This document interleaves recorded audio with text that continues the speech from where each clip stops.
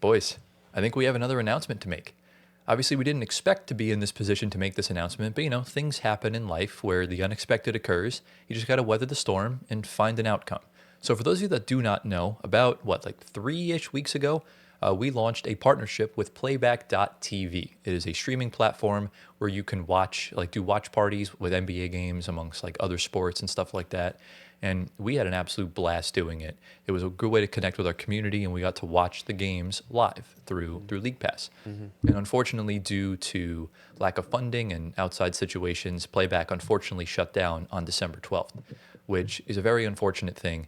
And we're hoping that they can sell the company at some point. That way, the funding can come back and they can relaunch, and we'll be back on there. However, we needed something else to do. We wanted to continue streaming because we like doing it. And we're going to put we're going to put on the screen right now our brand new Twitch profile. That's right. We're going to be live streaming on Twitch as well as YouTube now that we're in the world of multi-streaming where it's not one or the other anymore. So you'll see us live on YouTube, on Twitch. You'll see me on my Twitter, and maybe we'll try and figure out a way to also get TikTok and Instagram involved. So that's something that if you guys want to see, let us know down in the comments. No partnership because Twitch is obviously very big. So we're on the path to affiliate, partner, whatever of that nature. So for those of you that are active on Twitch, be sure to go give us a follow. The link is on the screen, and it's also going to be in the description and the pinned comment below. We're really going to try and promo the hell out of this, and that's kind of where we're at. And obviously, we started our little mini series last week of doing every team's most overrated player. We hated. Now it's time to show some love. We're going to be doing every team's underrated player. So that one player that just doesn't get enough shine from the media. It could be from their own team, or it could just be in the broad scheme of the NBA. And I think there's going to be a lot easier discussions because picking overrated players on 73 and 9-esque teams is not an easy thing to do. But there's underrated players on every squad. Yeah. And that's really kind of the main gist of it. But boys, it's episode 88. It's our second to last episode of 2025. How are we feeling? I'm good. I'm ready to go. Listen, it's championship day. Yes. Gio. Shout out to the team. Shout out to the Knicks, man. Shout out to the Knicks. Shout out. I even tweeted it out. Congratulations to the New York Knicks. Did you actually do that? Yeah, I did. I'm surprised at you, bro. Well, because if they're going to win, let them win this. Yeah. Listen, I mean, right now they're rolling. Mike Brown is the savior of our team. Everybody's cooking right now, and it's a good sight to see for all of us. I think you said Mike Breen for a second. Yeah. They're both cooking. Him and Breen are cooking. They are. But, I saw a stat. The past two NBA Cup champions both got bounced in the first round. Yeah. And the previous two runner-ups actually met in the finals last year, OKC and Indiana. Oh, no. So Spurs to the finals next year, it's pretty much in the cards because the Pacers made the Eastern Conference Finals that same season, making the NBA Cup final. So very interesting situations we got here. Yeah. And obviously we send our condolences to Victor Wembanyama and his family. It was reported that he lost his grandmother yesterday morning over in France. Right. And he was visibly emotional during the press conference. So we send our well wishes to Vic and, hope him and his family are doing okay. Yeah. And obviously for us today, if you guys enjoyed today's video, be sure to drop a like, subscribe to the channel. We're trying to get to 9K by Christmas Day. We're just under 200 away, and we're right now not on pace. We need you guys to lock in and get us to 9K. I think we're like 130 away, so we're kind of along that track to at least hit it by the end of the year. Obviously, if you're on Spotify audio platforms, give us 5 stars, answer the polls, leave a review, all that good stuff. Follow our personal socials that are on the screen right now. My guy Giovanni, get him to 1 million Instagram followers. Obviously, the rest of our socials you can see down there. And, like I said, join the Twitch. That's going to be our new thing. Join the Discord server because we're going to be doing a ton more stuff on there as we kind of, continue to monitor everything as we try and be more active. We apologize if we really haven't been. And, we're obviously going to do our first 45 minutes to an hour of news. And, boys, do we have really anything else to say before we dive right in? Let's get it. Into the first segment we go, boys. Welcome back to NBA Shower Thoughts. It's been a while since we've done one of these. It's usually an off-season type segment, and we usually never open the show with it. But considering that there really isn't anything going on, we kind of had to bring it back, especially because we've had to record 2 episodes in 3 days. But it is what it is. And, the key for Shower Thoughts, for those of you that are new around here, is obviously a question that kind of racks our brain, requires like critical thinking and and open-ended questions. And we've done a bunch of stuff like, banning fouling up three or really anything of that nature. Expansion has always been a popular topic on Shower Thoughts for us. And today, I have something about the NBA Cup. So obviously, we know the tournament just concluded, was it last night? With the Knicks defeating the Spurs in the championship game. I believe it was like 123 to 112 or something along those lines. Mm-hmm. Yeah. And I think we've garnered up a decent sample size now of the 3-year history of this tournament. Mm-hmm. And we really didn't know how it was going to function or how it was really going to fare in the NBA under this like Americanized system where they're kind of adopting what they do in European soccer with, like in the Champions League, there's group play, and then the top two advance to the knockouts and everything like that. They've changed formats along the way, but you get the picture. And we didn't know how it was going to work for the NBA, if the players were going to be bought into it, if the games were going to be good or not. And, kind of looking back on it, we got some pretty decent games over the whole span of the NBA Cup, even starting from, that was kind of the first hint we got at how good the Pacers could be when they made their run through Boston and Milwaukee. And then last year we saw the rise of OKC. And then this year we kind of just saw good hoops all around, the rise of San Antonio, the Knicks still being one of the best teams in the East. So my question for you guys is, what is your thoughts on the NBA Cup? Was this a good idea for the NBA? We'll start with you, Gio. Yeah. I think it's a great idea. I mean, I think it's proven to be a great idea over the years. I think every year, me personally, I'm speaking from my own personal experience, I've been increasingly more and more and more interested in watching the NBA Cup each year. Really? So for me, at least for me, it's grown in terms of its watchability, in terms of its excitement that it conjures up. You know what I mean? So I'm a big fan of the NBA Cup personally, and I think the players themselves, they're also a big fan of the NBA Cup. It seems like they're really competing out there whenever they play. The games are always tight, right? I don't think we've seen some blowout games maybe in the first few rounds, but when it got to the more serious games, there was no blowouts. Every single game was down to the last minute of the game. So great basketball is played, competitive basketball is played. Fans are engaged. Fans like it. The players get money if they win, so it's like, of course, they're going to be in it. Exactly. So it's like, there's no downside to it. I don't see any downside. What do you guys think? You can go first. He's a little biased now, but Yeah. Yeah. Listen, when my team's winning it, like, I have no issue, and like I'm all for the guys that get the $500,000 from winning it. Like, it's more notable for the guys, the rookies, the two-way contract guys, because that makes up half of their salary, and they get an instant "my team won," because it kind of like puts us into, I guess, the limelight, of course, and there are regular season games, so you really don't want to lose them. Besides, I guess, the final, because the final doesn't count to your win-loss total. But of course, you don't want to lose that. You kind of want to come home with that chip. And the money as well for those guys that are on the lower end of the roster, of course. So. Ooh, that's a good point you just brought up. Yeah, I mean, they get a lot of the two-way guys. Their contracts are less than $1 million, so they're getting that money right away. That's half of their whole salary for the whole year in literally a day. So, it's good for that reasoning. I will say that. Yeah. But. It's crazy because I get so many mixed reactions from our New York media, like, don't hang the banner. Why are we hanging the banner? It's cupcake. And now it was out today. They're not hanging the banner.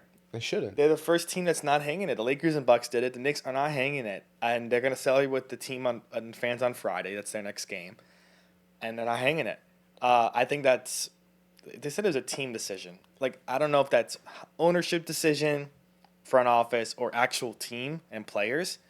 But that's besides the point. Yeah. I think the guys care for it because of the money. I don't think they care about that trophy, honestly.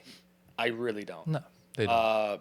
It's all about that money for the younger guys. Yes. That's what they want them to get their bag. And for those young guys, that could be game-changing money. A lot of the stars are like Kat said, he's donating that money to charity Right. or to I Stuff think like Dominican that. Republic for where Yeah, he's so from. they're literally playing for like reasons beyond basketball. Yeah, like they're donating it and all I that think stuff. it's cool. Like they won the cup. Yeah, they have the trophy. Like it's fun and all. It's great, but it's not the Larry O'Brien. It's not.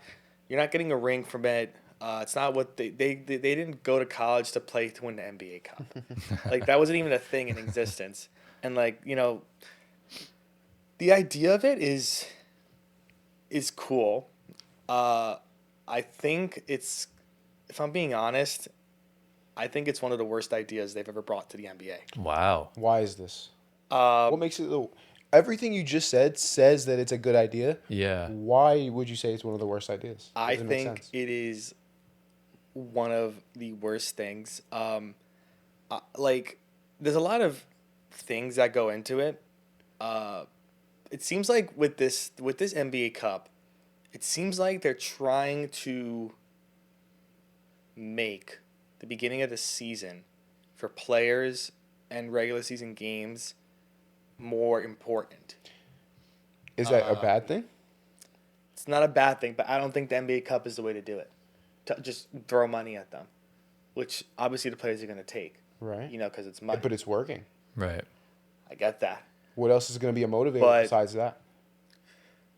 I feel like there's if the NBA is not happy with what they're getting ratings wise in the first beginning of the season, like, because the cup goes on, we're 25 games in. They were exactly 25 games in. Yeah. If they're not seeing like Competitive basketball. correct in the first like beginning of the season, because the season's long and this is the main reason why. I understand it. Like, you put some incentive behind it. You throw a trophy on there, make it a fun name, cool cup, whatever. I think there's other ways to go about this, and I feel like the NBA Cup will phase out eventually. Okay. You don't see a long-term I don't think it's future built for it. for longevity, honestly. And I may just be piggybacking off like what I heard today from New York media, and because they don't want to hang the banner because obviously like it's not the championship, so I kind of guess I'm impartial on it because of what I'm hearing as well as a Knicks fan as well for my team winning it. Like it's cool and all, like it's great, but it's not what we play for at the end of the day. That's I think what it comes down to, and It's not seems the like purpose. It's not supposed to it's- replace the Larry O'Brien No. trophy. It's not it supposed to do seems that. like the reputation of the NBA Cup is from the beginning was awful, and I feel like it's gotten worse now. Well, you got to keep in mind this is not supposed to be something for the players. The players only are getting the money so they can, essentially play hard. Right. This is the one time of the year where they struggle to pull good games. First week of the season's great, right? Because the NBA's back. Right. They put all the primetime games together. Yeah. Then there's that awkward in-between phase between then and Christmas because they have rivalry week in January, All-Stars in February, and then March and April are kind of gearing up for the playoffs. Right. In the playoffs, obviously, they do, millions and millions of views and ratings and stuff like that. The NBA Cup is really to appeal to new fans. That's why you have the crazy colorful courts that pops out, which is something that's going to draw people's eyes to the screen. You need something to do to stand out. And as far as like the teams and the players goes, like it's nothing meaningful for them. I mean, Jalen Brunson called this a stepping stone, which, if you can play in a playoff-like atmosphere like this, it's good practice for you going on to the season. Had the Knicks lost this game, they'll know, what needs to be fixed and stuff like that. Because if you have championship aspirations over the next few years, the Spurs are a team you very well could meet in the NBA Finals. And someone like the Spurs, and the same thing applied to OKC and Indiana, they learned things when they lost of what to do going forward. Right. And it got them both to the finals. And, one of them has to win. So I think the NBA Cup, I actually disagree. I think the NBA Cup was one of the better ideas Agreed. that Adam Silver has kind of conjured up, because I think it kind of scratches all itches, if that makes any sense. It gets the players playing like a new style of game, like it's like a semi-playoff atmosphere during the knockout stages. You get some neutral site incorporated, which kind of gives it back that college vibe. Even though they're changing the semifinals to the home courts next year, it's just going to be Vegas for the championship. And I think it garnered up very positive very positive feedback from Yes. most of the fans. Absolutely. My feelings on the NBA Cup now are totally different than they were 2 years ago. Why is this? Because the first year, I wasn't really sure. This seemed a little too overcomplicated, the way they explained it. They simplified it all. The games have gotten better because the league's more talented. The young players actually want to play in these games. And at the end of the day, I think it's resulting in some good games. I think out of the entire knockout stage, I think the Knicks and Raptors was the only bad game. We had pretty much all-timers everywhere else. And the championship was nothing to disappoint. Right. So, Yeah, man. Look, I work at a PT office, right? And so you get a lot of people coming through the door, people that love all sports. A lot of them like basketball, and a lot of them watch the NBA Cup There you for the go. past few weeks, and they love it. And this is people of all ages. We got some like 6-7-year-olds. I'm being so serious right now. We got some like 6-7-year-olds. They love the NBA Cup. We got some like middle-aged people, like 30s, 40s. They watch it. We got some even old heads. I'm talking about a 70-year-old man that's like loving Knicks basketball, watching the NBA Cup, and he's super excited that they won it. So this appeals to every single type of NBA fan, whether they're newcomers or whether they've been watching it for a while. Because why? It's competitive basketball.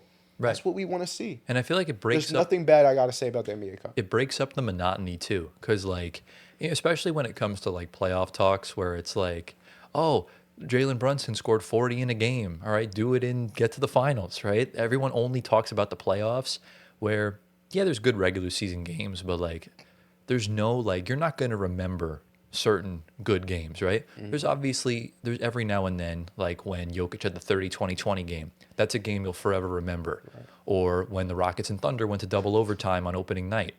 But the NBA Cup, that's something specific. That's something that's right in front of you, something different that's going to stick forever. You're going to remember the Knicks and the Spurs. If you're a Knicks fan, you're going to remember that for the rest of your life. 100%. As much as it doesn't mean as much as the NBA Finals, it's something that gets the fans, I think, more engaged, which the NBA, it's almost non-corporate, which I kind of like. Listen, I appreciate your guys' opinions, but that has done nothing for me. Really? Well, can I just say one thing? Because I don't understand you, Anthony. You came over here, you said a bunch of good things about the NBA Cup, and then you went on to say your opinion going against what you just said. So you provided evidence saying that this is good, Hey, Gio. and then you said the opposite. It's bad. Hey, Gio. So you have to provide me reasons why you think it's not good for the NBA. Why is it bad? Tell me. You know what makes good content? What? Someone that disagrees with both of the people. Because if we agree, this would not be a very good podcast. Okay, fair enough. Fair. Fair enough. Okay. I'm gonna try to narrow this down to exactly what I'm trying to nail out here.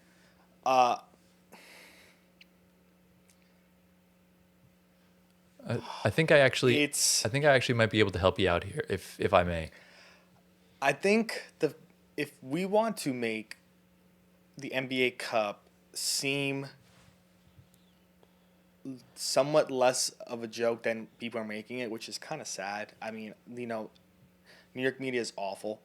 And I listen to a lot of New York media, and they kind of persuade a lot of people that this is it's whatever, yada, yada. The NBA Cup, I feel love the court designs. That's what makes it great. And, everything else. I feel like the thing with the NBA Cup that's missing is interleague matchups. Interleague? I'm tired of East teams playing East teams and West playing West. It's just they're playing in division or they're playing inter in the same league. That's something that I've always said. Remember when That's a minor tweak. I think that makes it a lot more appealing to me, because if I'm seeing the Knicks play two of the same opponents in our division, it's just a regular game. Right. Right. I want to see the Knicks play the Lakers. Well, that's for Christmas Day, but but it's only one game. I want to see Laker Knicks. I want to see Warriors Knicks. I want to see OKC Knicks. I want to see interconference. Yeah, and when you said interleague, I think you meant EuroLeague, basketball. I would love to toss this out there. The NHL did the Four Nations face-off a few years ago, sort of as their replacement for All-Star Weekend to preview what this year's Winter Olympics are going to be like, since hockey is back and they are allowing the NHL players to play in the Winter Olympics. There's just so many countries though representing the NBA. You can't leave any countries out, and it's going to take way too long. Well, the solution to that, the NBA Cup, you're going to have 2 groups of 4 or 5 international teams.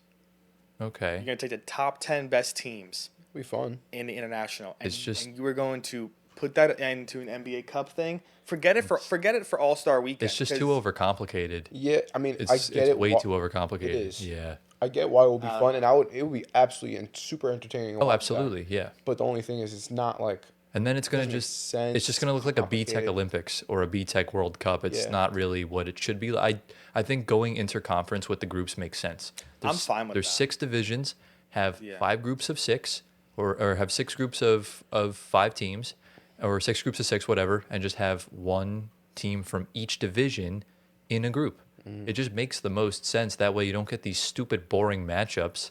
Like if you had if you had a group of, let's say the Knicks, the Timberwolves, the Heat, the Cavs, and then you had the Lakers and the Pelicans, let's just say. Like that could be it could just be fun matchups, and it would function well with the schedule. You could make things work. You can find workarounds to make it happen. There's enough money in the NBA. It should be fine. Yeah. But I mean, that's really my only note on the cup. I think really the case for you is that the Knicks are the first contender to win. The teams that have won, the Bucks and the Lakers, were first round exits. They're not really. That's their aspirations, was try and do something good at the start of the season. The Knicks have bigger fish to fry. Right. Same thing with the Thunder last year. So I think that's where the lack of desire for this tournament kind of comes in, because they know that's like chump change to them. They know they could be competing for bigger and better. Right. And they're gonna, they're not gonna be overzealous about this. Right. They're not gonna get too high. Right. And I think that's really where we're gonna start seeing the tides change with the NBA Cup. Depends on the quality of team that wins. Yeah, that's a good point. I feel like they could bring in the EuroLeague teams into this. I hope so. I just don't know how much they'll Not be able to logistical. complete. I just don't know how they'll be able to compete. I think even the Jazz will blow them out. Yeah, and it's It's also tough. just like logistics wise, how are they gonna like fly all the way to Travel. Europe and then all the way to like, you know what I'm saying? Like that's Fair. a lot, man. You got Okay. a lot goes into that. I think for me to kind of change my mind, because even if the Knicks didn't win, it's just, I don't know. There's something just about the aura and the vibe of what the NBA Cup has become to like certain fans, including myself.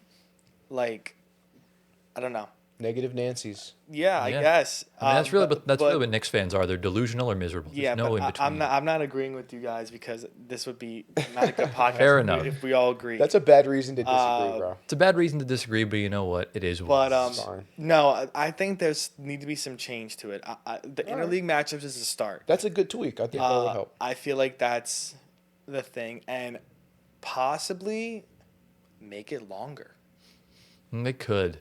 I don't know. it's a Like good 4 games. It shouldn't be too. Yeah, but it shouldn't be too long, because then if there's sample size, then it's literally just going to be the playoffs. Yeah. Because the same teams, like the Jazz could fluke 3 games and win, and what do you know? They're in Vegas. Right. So, like I said, there's things the NBA Cup can tweak, but there's things that the NBA Cup does well. Yeah. And at the end of the day, I think it's dramatically improved since its inception 3 years ago. What do you grade the NBA Cup? 1 through 100? Like, what percent would you give it in terms of like how well it's done for the NBA?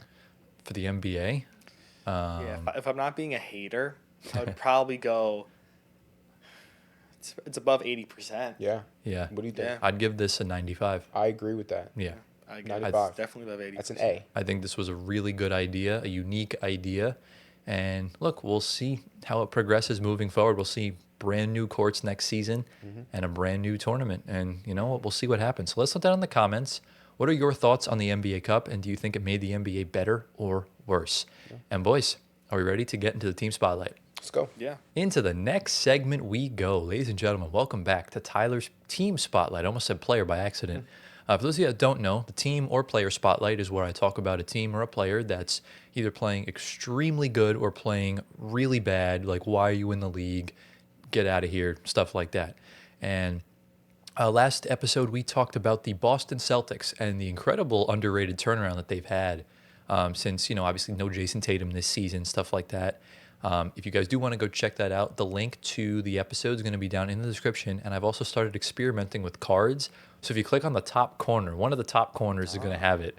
So I think it's on that corner. So go find it. It's right above your head. So just like point above. It's on the top corner of the screen.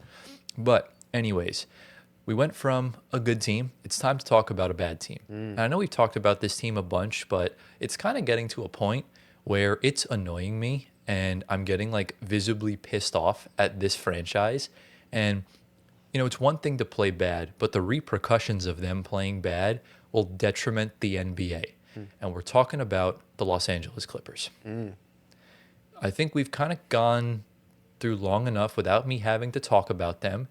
And, rather than me try and, talk about a team that's like kind of like slumping right now, it just didn't really seem worth it to me. But, I mean, look, let's just call a spade here. The Los Angeles Clippers have a 6-20 record this season. They are 14th in the Western Conference, and they are the fourth worst team in the NBA. Damn. Despicable. They have lost 4 straight games, 9 of their last 10, and 18 of their last 21 games of basketball. This is a team with Kawhi Leonard, James Harden. I understand he's injured, but Bradley Beal, John Collins, Ivica Zubac. You got a plethora of top 30 players on your team. 6-20 with a championship head coach. Yeah. Despicable. Inexcusable. With one of the most passionate owners in the game. Unbelievably bad. Yeah. Do you want to talk some stats? Yeah. All right, let's get into some stats. On the screen right now, you'll see all of what I got for the Clippers. This season, they have a 113.6 offensive rating. That's 20th in the NBA. They are 26th in the league in defense this season, and they have a minus 5.6 net rating, which is bottom 5 in the league. This season, they're also shooting 47% from the field, which is very middle of the pack, 35% from 3, which is bottom 10, they're allowing 47.9% opponent field goal percentage, which is 21st in the NBA, also bottom 10, and they're allowing the third most fast break points per game at almost 18, which is crazy. League average is somewhere around like 11 or 12, so that's already really bad. In their last 10 games, remember, they've lost 9 of their last 10. They have the 19th best offense in the NBA. They have the 26th best defense, which combines to a 24th ranked net rating. From the field, still kind of middle of the pack, 46%. They're shooting the second worst three-point percentage in the last 2.5 weeks at 32%. They're allowing the fourth worst defensive field goal percentage at 49.3, which means teams are basically hitting half the shots when the Clippers are guarding them. And they're allowing 16 fast break points per game, which equates to 23rd in the NBA. So really, like, there's nothing specific kind of going on with like play. It's just, it's not working whatever's going on as far as that goes. And I have some tweets that we're going to put on the screen right now. And the first one we're going to put is a tweet from a guy named Richard Staple. I think he's some like journalist or something, or just some Twitter user. It was like an excerpt picture from an article about Chris Paul, because obviously we know Chris Paul got waived from the team about like 2 weeks ago now it's been. Yeah. Do you know why?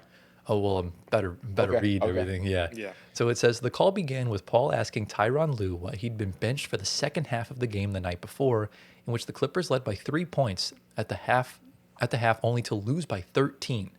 Paul suggested having a meeting among team leaders and holding more practices on off days.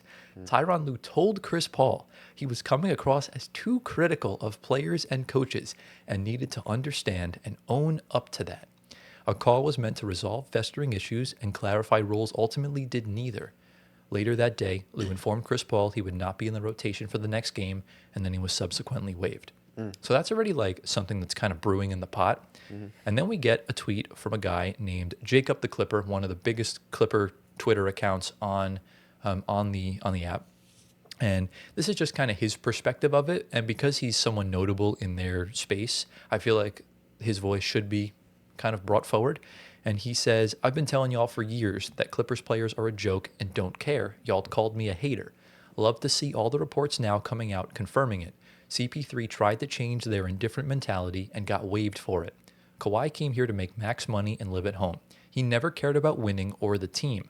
Trez and Lou warned us. Worst superstar in the NBA history. Ruined our franchise while collecting $55 million a year. Wow. I'm sick. I can't believe we extended this clown and traded more of our future to double down on his era with the James Harden trade, which we'll talk about in a little bit. And for those that don't know, Trez and Lou were Montrezl Harrell, Lou Williams. Yep. Yeah. And then we have another tweet from the NBA Central. This is a doozy. Okay. Says Chris Paul reportedly tried to get Brook Lopez to help him get his spot back with the Los Angeles Clippers. Says around 11 p.m. inside Frank's hotel room at the Four Seasons, he told Paul of the team's plans to send him home, adding that he hoped to work with Paul on how the statement would be announced and that he hoped the team could still retire Paul's jersey one day in the rafters. Paul brought teammate Brook Lopez into the room as something of a character witness. Lopez and Leonard were Paul's most ardent supporters on the team.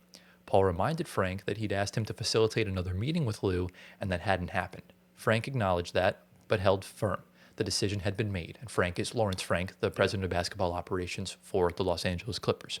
So that's essentially another wrinkle in the tail regarding, the Chris Paul situation, and as far as that goes. And then let's close before I bring it over to you guys with the ramifications, because we all know this is not just a this season thing, because it's one thing for a team to be bad. Like if the Wizards go 10 and 62 or whatever, they'll be fine. They'll still be the Washington Wizards. Nothing will really come of that.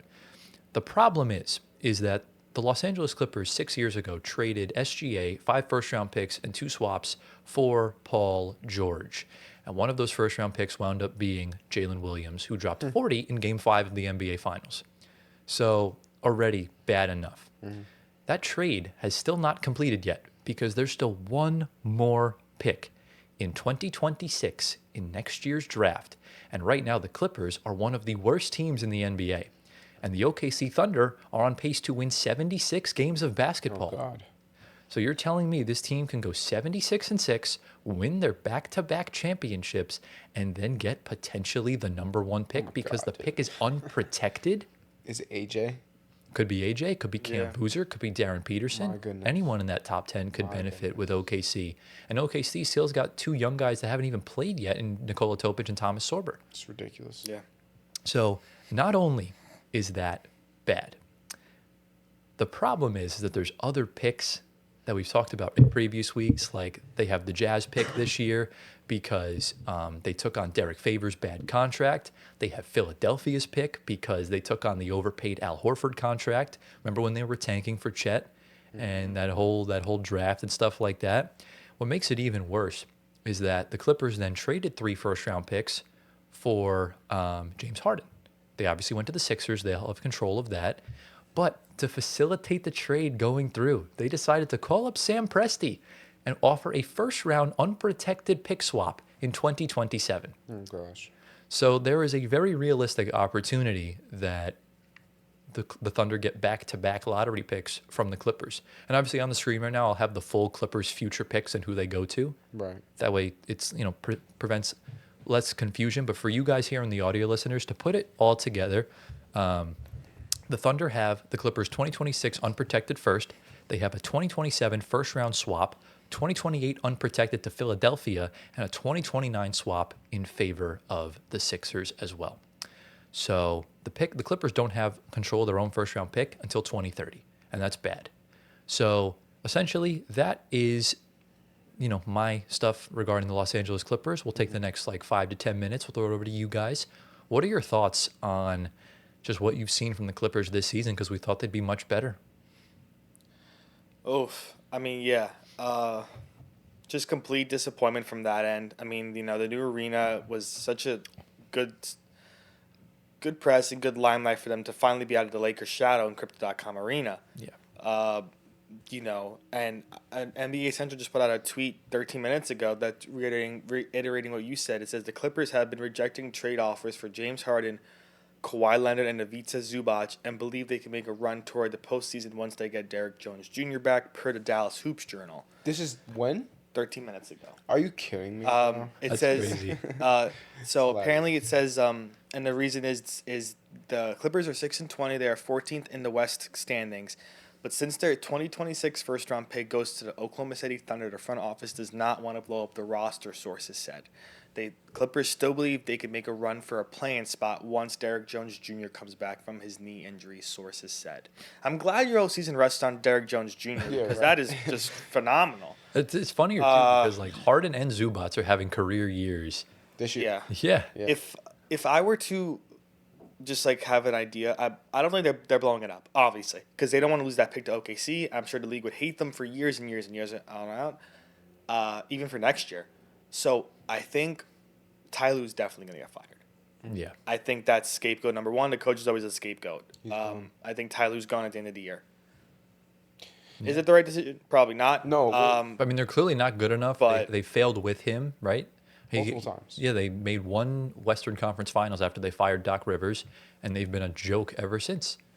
I mean, yeah, I think Ty Lue's gone. And if the Clippers want to like retool the team, you could move off of guys like John Collins. You could move off of Derrick Jones Jr. You could move off of the old vets. I don't think Harden and Kawhi so much because then if they go complete rebuild, you're going to have teams going for their throats because they're going to be awful next year and that pick's going to go to OKC as well. Plus, they have no value, too, so you may have to attach a 2030 first-round pick to make the trade even work to begin with. Yeah, so I don't see any breakup of any team. I think they're going to be massive buyers. Yeah, they have to. To salvage whatever they can, and they can try to maneuver some bad contracts. They could try to maneuver some young guys, pick swaps, something of that nature to improve the team. It's just really unfortunate from what we saw last postseason. We thought they were going to beat the Nuggets in the Right. first round. Right. Good. That's what I was going to ask. They were looking really good. Kawhi looked phenomenal. We were like, Renaissance Kawhi is back. Of course, there was no John Collins there. It was Norman Powell. Dumb They're trade, missing man. him. Dumb So, trade. They are missing him. So honestly, like, I guess from like the beginning, I mean, I don't think I ranked them pretty high. If I'm being honest, did I? We had them in I did. we had them anywhere between 5 and 8. Yeah, I had them like low. the Yeah. thing is like their signings this past year, bringing in guys like Brooke, and bringing back Batum, bringing in Bradley Beal, bringing in Chris Paul. You're bringing guys in Old. that are really Wash. past their prime and they would be good signings 10 years ago. But they're even good signings now. Like, think about it this way. A team that pushed so- the Nuggets to 7, they looked really good in the playoffs, and you're adding that. I don't know how that wouldn't be seen as, like, good for the, So then for the what? period it What's was. wrong here? What's wrong? I think, and this is where I wanted to ask you about this, Gio, because this kind of brings up an ethics perspective, because we've obviously talked about the play on the floor. The Clippers have 2 dark clouds looming over their heads from the aspiration stuff with Kawhi Leonard Yeah. and the trainer stuff with Kawhi Leonard. So it's almost like they're playing awful already, and there's still allegations of them cheating and circumventing the salary cap, which could lose them even more draft picks. Right. So is this causing the bad play? Is this like a distraction for them? I don't think so. I think it's more so, honestly, I think it is lose time to go. Yeah. Because like you said before, James Harden's having a career year. Zubats is having a career year. The team should be winning more games. Yeah. Like 6 games is inexcusable. You know what I'm crazy, saying? man. Like Six that's games. really bad. So honestly, I think it's time for Lou to go. I mean, is he still a championship coach, a high tier level coach anymore? I don't know. I genuinely don't know because this team hasn't performed the way we thought it should perform all these years with the amount of talent that it has had all these years. Right. You know what I'm saying? So it's hasn't lived up to the expectations, and especially this year. Yeah. One more thing I wanted to say on Chris Paul, the whole Chris Paul situation. Shame on them. Honestly, That's I'm not a the big biggest Chris thing. Paul fan, but it's not the way you handle that. Shame But on the them. fact that you got Gio defending Chris Paul really should say something. But at Shame the on same them. time, though, I did hear rumors that Chris Paul was talking to Ty Lue's wife behind the scenes, and I actually saw a video This is look. You guys look it up for yourselves. This is this is heavily alleged. Yeah. Just wanted Well, to well, the disclaimer. video is not alleged. The videos. I mean, No, but unless it's AI and AI's. Well, no, I mean they were insane. talking, but I'm just saying we don't know what's going on behind the scenes. But it I looks don't want fishy because here, let me tell you, Chris Paul was talking to his wife, and obviously, you know, he was comfortable. He was kicked back and leaning against the wall. Ty Lue walks around the corner, and then Chris Paul acts it's like right You here. seen it? You Yes. seen it? Chris Paul acts like a kid that's guilty and in trouble, and he gets up and he walks away. Yeah. So that's kind of interesting. Like, why are you talking to his wife? And especially if you have interesting beef You got with beef, Ty Lue, yeah. that's interesting. You know what I'm saying? So maybe that's part of the reason why he got kicked off the team. So Oh Never know. yeah. you see what I'm talking about? So you guys can look that up for yourselves. You go find it. It's all over Twitter. I think it's on Brick Center, right? It's everywhere. If you just type in Chris Paul Ty Lue, the video pops up It's right everywhere. away. Yeah. Yeah. So I think moral of the story with the Clippers is there's a lot going on. Yeah. On and off the court with everyone from top to bottom. Yeah. This is not going to end pretty. I'm just going to let you all know right now because their picks are going to get some really good teams, some really good superstars. The Sixers will find their Embiid replacement in the 2028 draft. I'm almost positive of that with the Clippers pick. And the Thunder are just going to continue to succeed. And the Clippers might even lose their 2030 to 2035 first round picks from the Kawhi stuff. So it might wind up forcing Ballmer to sell the team. They might have to do a whole cleaning house. The Clippers, I think this is just the beginning of what's going on. I mean, they've been so bad, everyone's forgetting the fact of these consequences that's going on. right. What a fall from grace. I picked the wrong year to pick them to finish 14th. Yeah. I thought it was going to be last year. And of course, I fell for the bait, and I think they're going to be one of the worst teams in the league this year. And we'll kind of just see what happens. Honestly, luckily there's no such thing as Clipper fans, so it's not a huge deal for them. You know what I'm saying? The crazy thing is that I don't know if you guys know, but the Clippers radio announcer is very famous. He's a young kid. Carlo, right? Yeah. He's the radio guy. Yeah. He's very famous, and he actually is like really good at what he does, and like, you know, he does like his day to day being the radio guy for the Clippers, and like, you know, I hope like he continues doing that. But if it's gonna go to crap, he might as well go to a different team. I'm sure anybody would bring him on because he's phenomenal at what he does. Yeah. Hey, he keeps people listening. I guess that's kind of. I mean, His content's really good. you have Harden on the floor, I think people are still going to watch because Harden is a spectacle on offense. But there's a lot that this team needs to fix, and there's really nothing they can do now. They just got to try and win more games. But where exactly are those wins going to come from? They might not even be from the East, and that's really what we're concerned about. Right. So let us know down in the comments. What are your thoughts on the Los Angeles Clippers? Is there a way out? I don't think there is. No, not at all. But you know, hopefully they can find it at some point, and hopefully, you know, they do get their just desserts for the shady stuff they've been doing. I mean, Ty Lue could get canned by Christmas, after New Year or before New Year. Yeah, he Who would. knows? That could happen. exactly. So, You know. do we have any sort of final thoughts, questions, comments, concerns before we get into the courts? Let's go. Into the next segment we go. Ladies and gentlemen, welcome back to the second half of the Floor Spacer podcast rates the NBA City Edition courts for the 25-26 season. I know that was long-winded. We'll try and find a shorter name for it at some point. But, you know, last week we did the Eastern Conference as well as the Classic and the Vegas NBA Cup court. If you guys want to go check out our ratings, the link to the episode is down in the description, or you could just click the link above Gio's head. And we'll do the same thing for the full episode as well. Today, we have the West. And we know the West is typically the best in the NBA. The East is never, you know, eye-popping outside of maybe a couple teams here and there. Shout out Atlanta.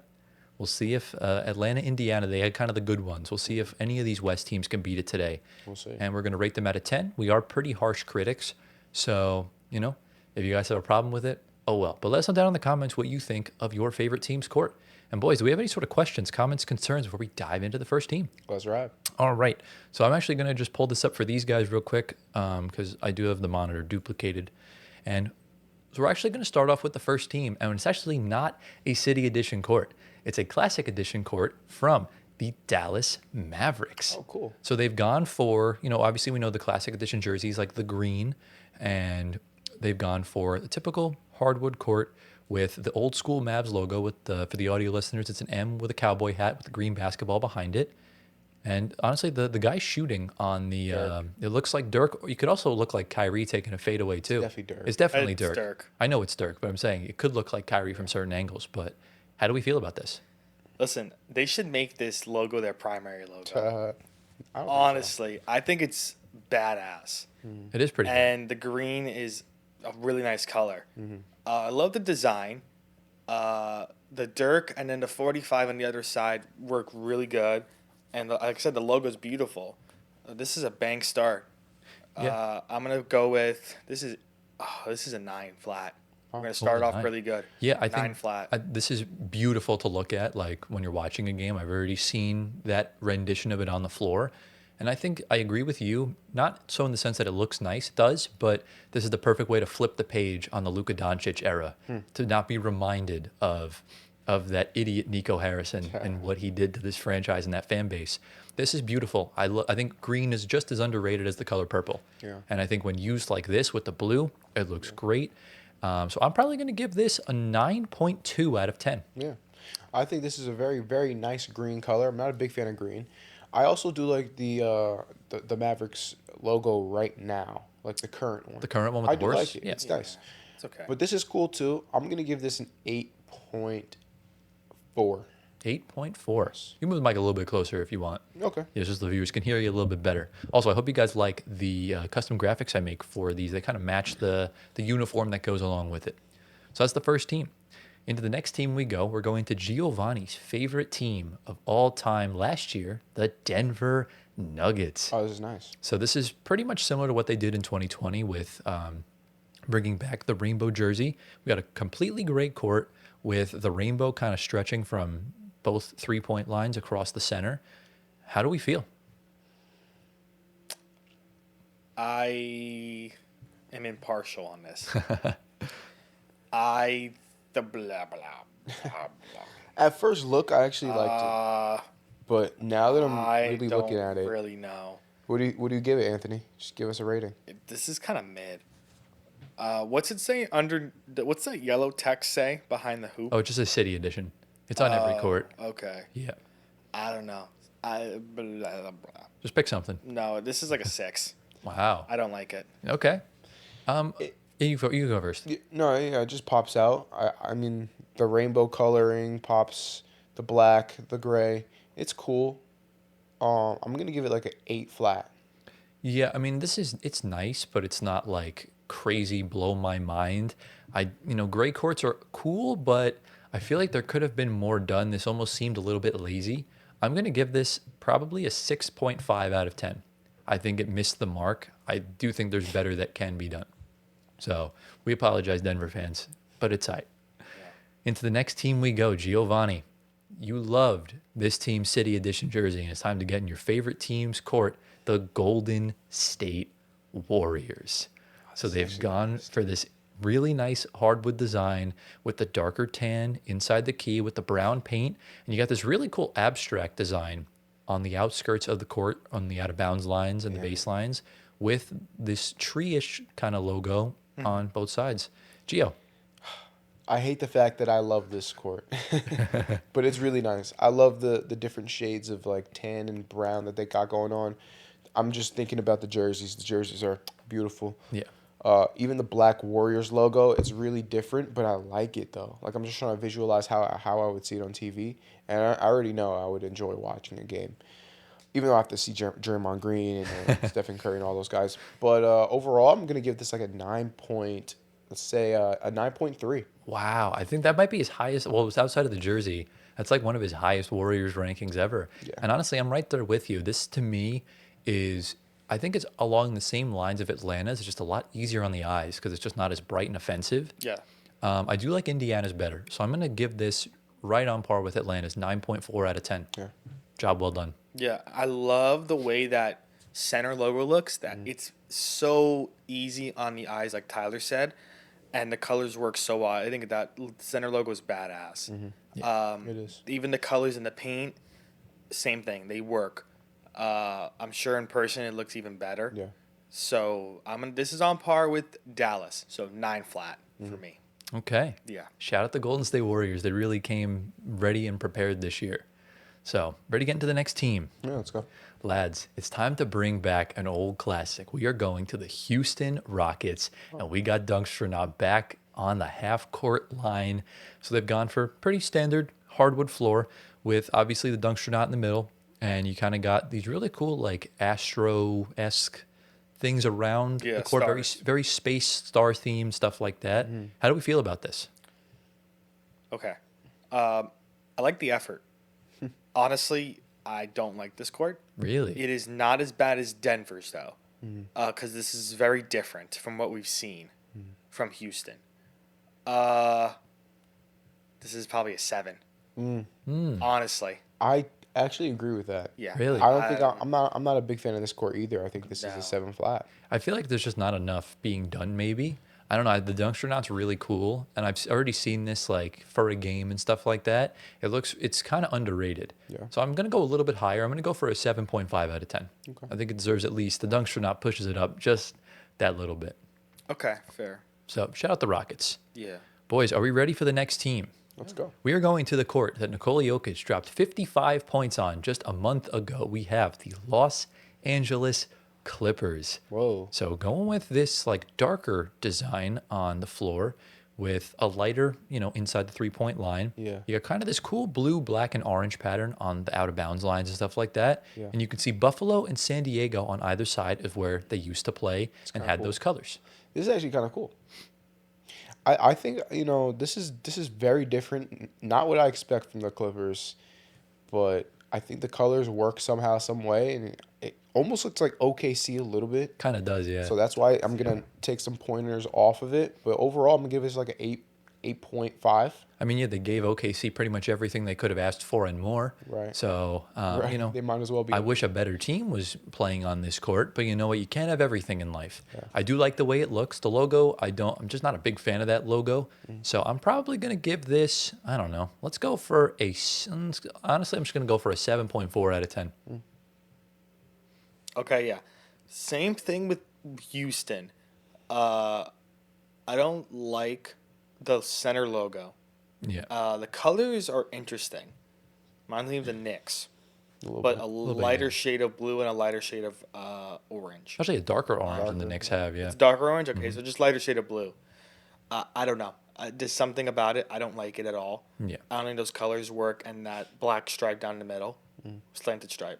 I think it's better, though, than Houston's, like a notch. So I'll go like 7-1.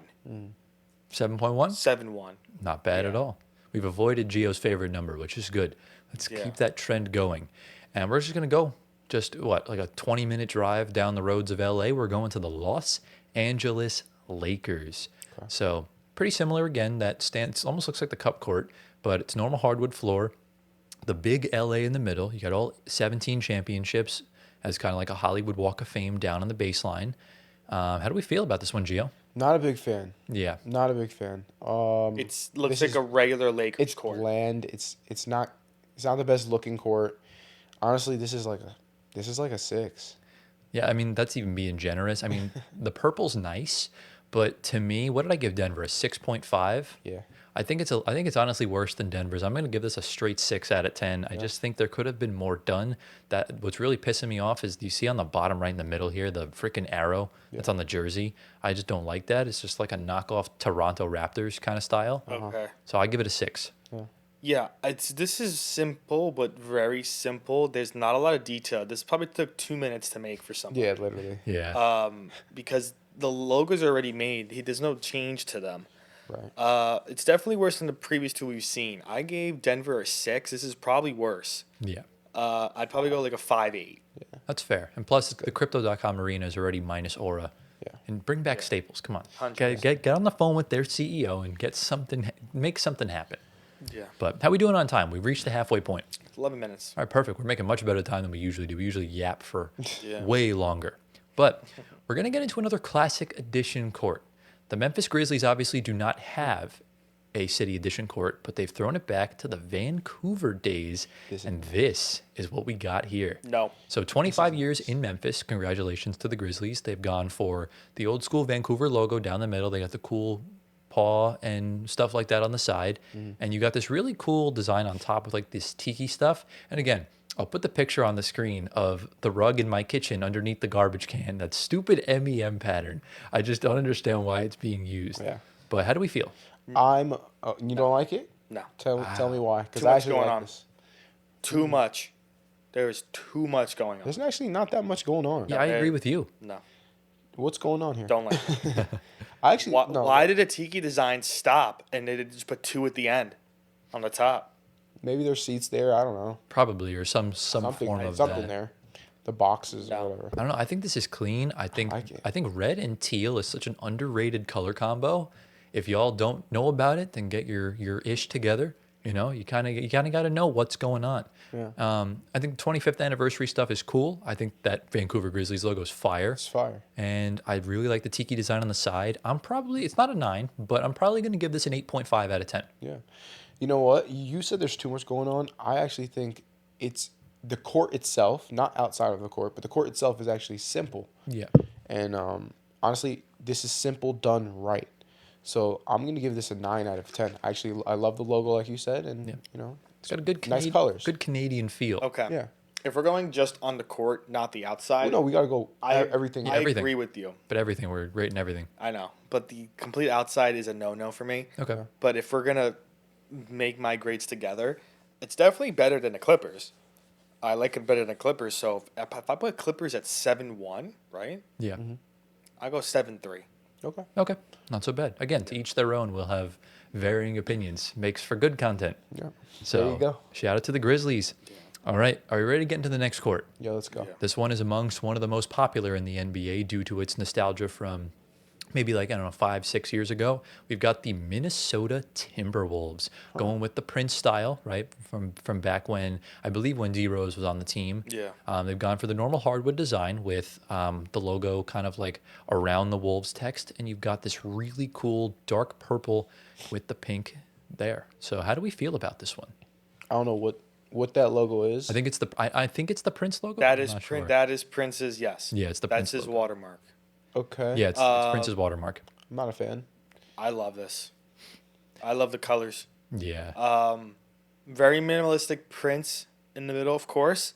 Love the colors. This is a lot This is like Lakers' simple court, but this is just completely different identity from what we've seen from the Timberwolves, of course. I would probably go straight 8.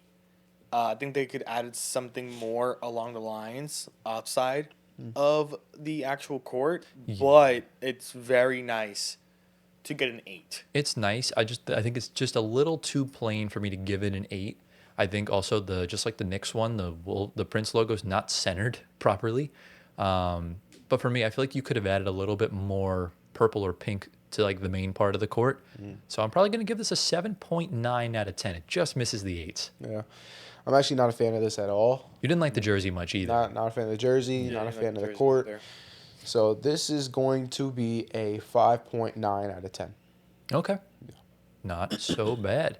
Shout out to the Wolves.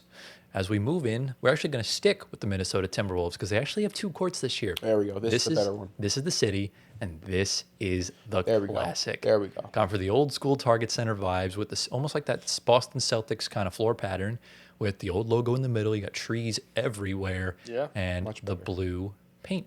So, Gio, how do we feel about this? Bigger improvement? This is much better. Even the logo being a little bit smaller than usual, I actually like. Makes logo 3s actually more legit. Exactly. Exactly. The color, the pattern on the floor, the trees. This to me is like not quite a 9, but it's an 8.9 out of 10. Yeah, I do think it could be optimized better to make it into the 9s, but I just don't think there's enough being done, in my opinion, for this to work properly. I do like it better than Memphis, I think. So I'm probably going to give this an 8.6 out of 10.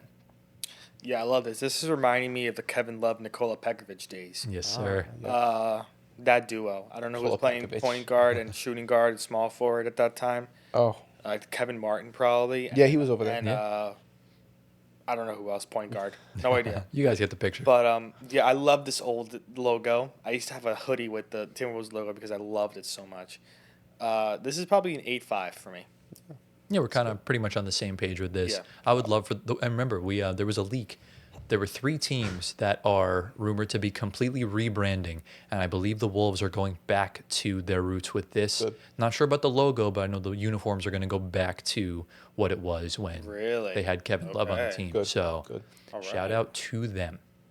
As we move into the next team, guys, it's time to get a little spooky because we got a Halloween-themed court with the New Orleans Pelicans.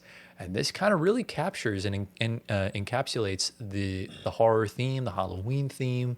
You got normal hardwood flooring with the cool Pelican City logo. And then they've also kind of taken that as a watermark inside both of the paints.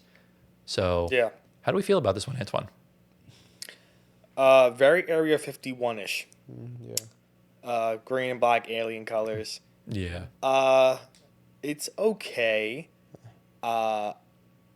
Doesn't really drive me to like lanes where I'm in love with it. Right. I would probably drop it. I would go 7.5.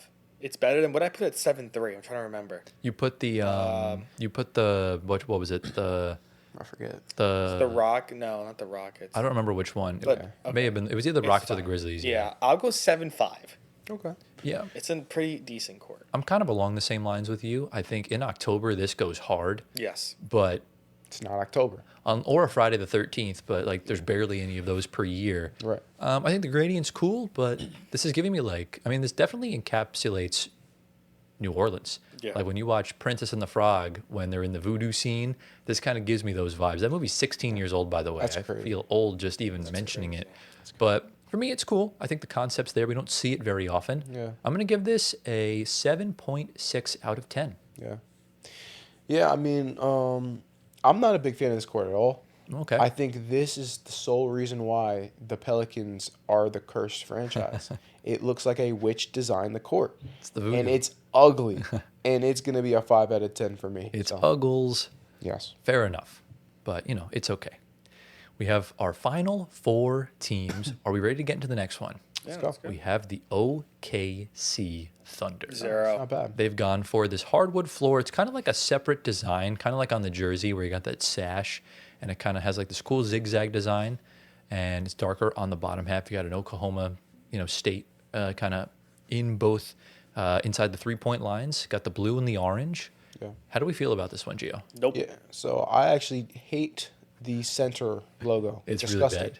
But I actually like the court a lot. I like how there's like the slash, and then on one side it's like a little bit faded colors, and the other side is more vibrant colors. That's actually pretty cool, pretty interesting.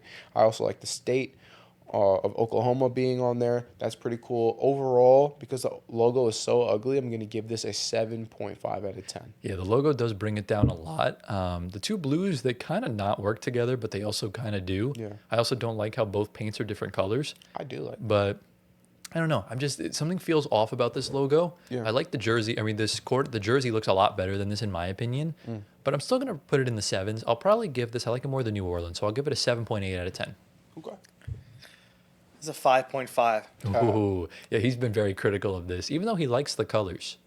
Yeah, they're okay. But, No, I don't like it. it kind of is what it is. The Thunder are good enough where you don't have to worry about how the court looks. Right. Just enjoy good basketball. Debatable. Yeah. Look, wins are wins, unfortunately, in the NBA. Yeah. It's just what it is. But ready to get into the next one. Yes. This one is probably one of the most iconic City Edition courts the NBA has to offer in this era of basketball. We're going back to the Valley with the Phoenix Suns. So obviously you got the desert design at the bottom. You got the really cool sunset gradient effect on either side of the out of bounds lines. I love this one. Boys, do we feel the same? Yeah, this is one of the best. I forgot. I gave. Ooh, okay. So Dallas, I gave a 9, and I also gave a 9 to who else? The Warriors. The Warriors. Okay. If I'm being honest, Wow. I like this one a little bit more than both of them. Wow. Ooh. That's I will go unpopular opinion. 9-2. 9-2. That's pretty high. I Do you feel. not like this? Because I love this. Great. It's phenomenal. Um, I love it. It's cool, but I feel like they do the same thing every single time. So I'm kind of like bored and done with it. That's like, fair. It's come fair, up I with guess. something new. But you this know is what such I'm a classic. The Valley's It's so nice. iconic. The Valley's cool, but like I'm kind of done with this. I'm bored from this. So we're gonna give this an 8.5. It's still good though. Still good, yeah. Yeah. So I'm trying to remember. I gave the Warriors a 9.4. I gave the Mavs a 9.2. I'm kind of just a little step below it. I'm going to give this a 9 flat out of 10. I like Dallas and Golden State's a little bit better just because the colors pop more. It's a little plain like on the main part of the court. Yeah. But the Valley is one of the greatest brandings. We all know the Valley Oop in the playoffs when DeAndre Ayton had that lob at the buzzer. It's iconic. Can't do anything about it. But Giovanni, Are you ready to get into your favorite NBA team of all time? Sacramento Kings. The Sacramento This is fire. Kings. So really interesting Easter eggs with this court. So they've gone for the normal hardwood design, obviously. They've got the neon purple surrounding it. The king lion is in the middle, because for those of you that don't know, the lions are the king of the jungle, which is what the kind of branding they went for rather than royalty. And if you can see, there's like a little spotlight kind of expanding out and going down. You can see the golden one centers at the bottom of the out of bounds line, and they're lighting the beam. Dude, this Oh, is I just saw fire, that. bro. Okay. Are Yeah. you kidding me? Everything about it, the coloring is beautiful.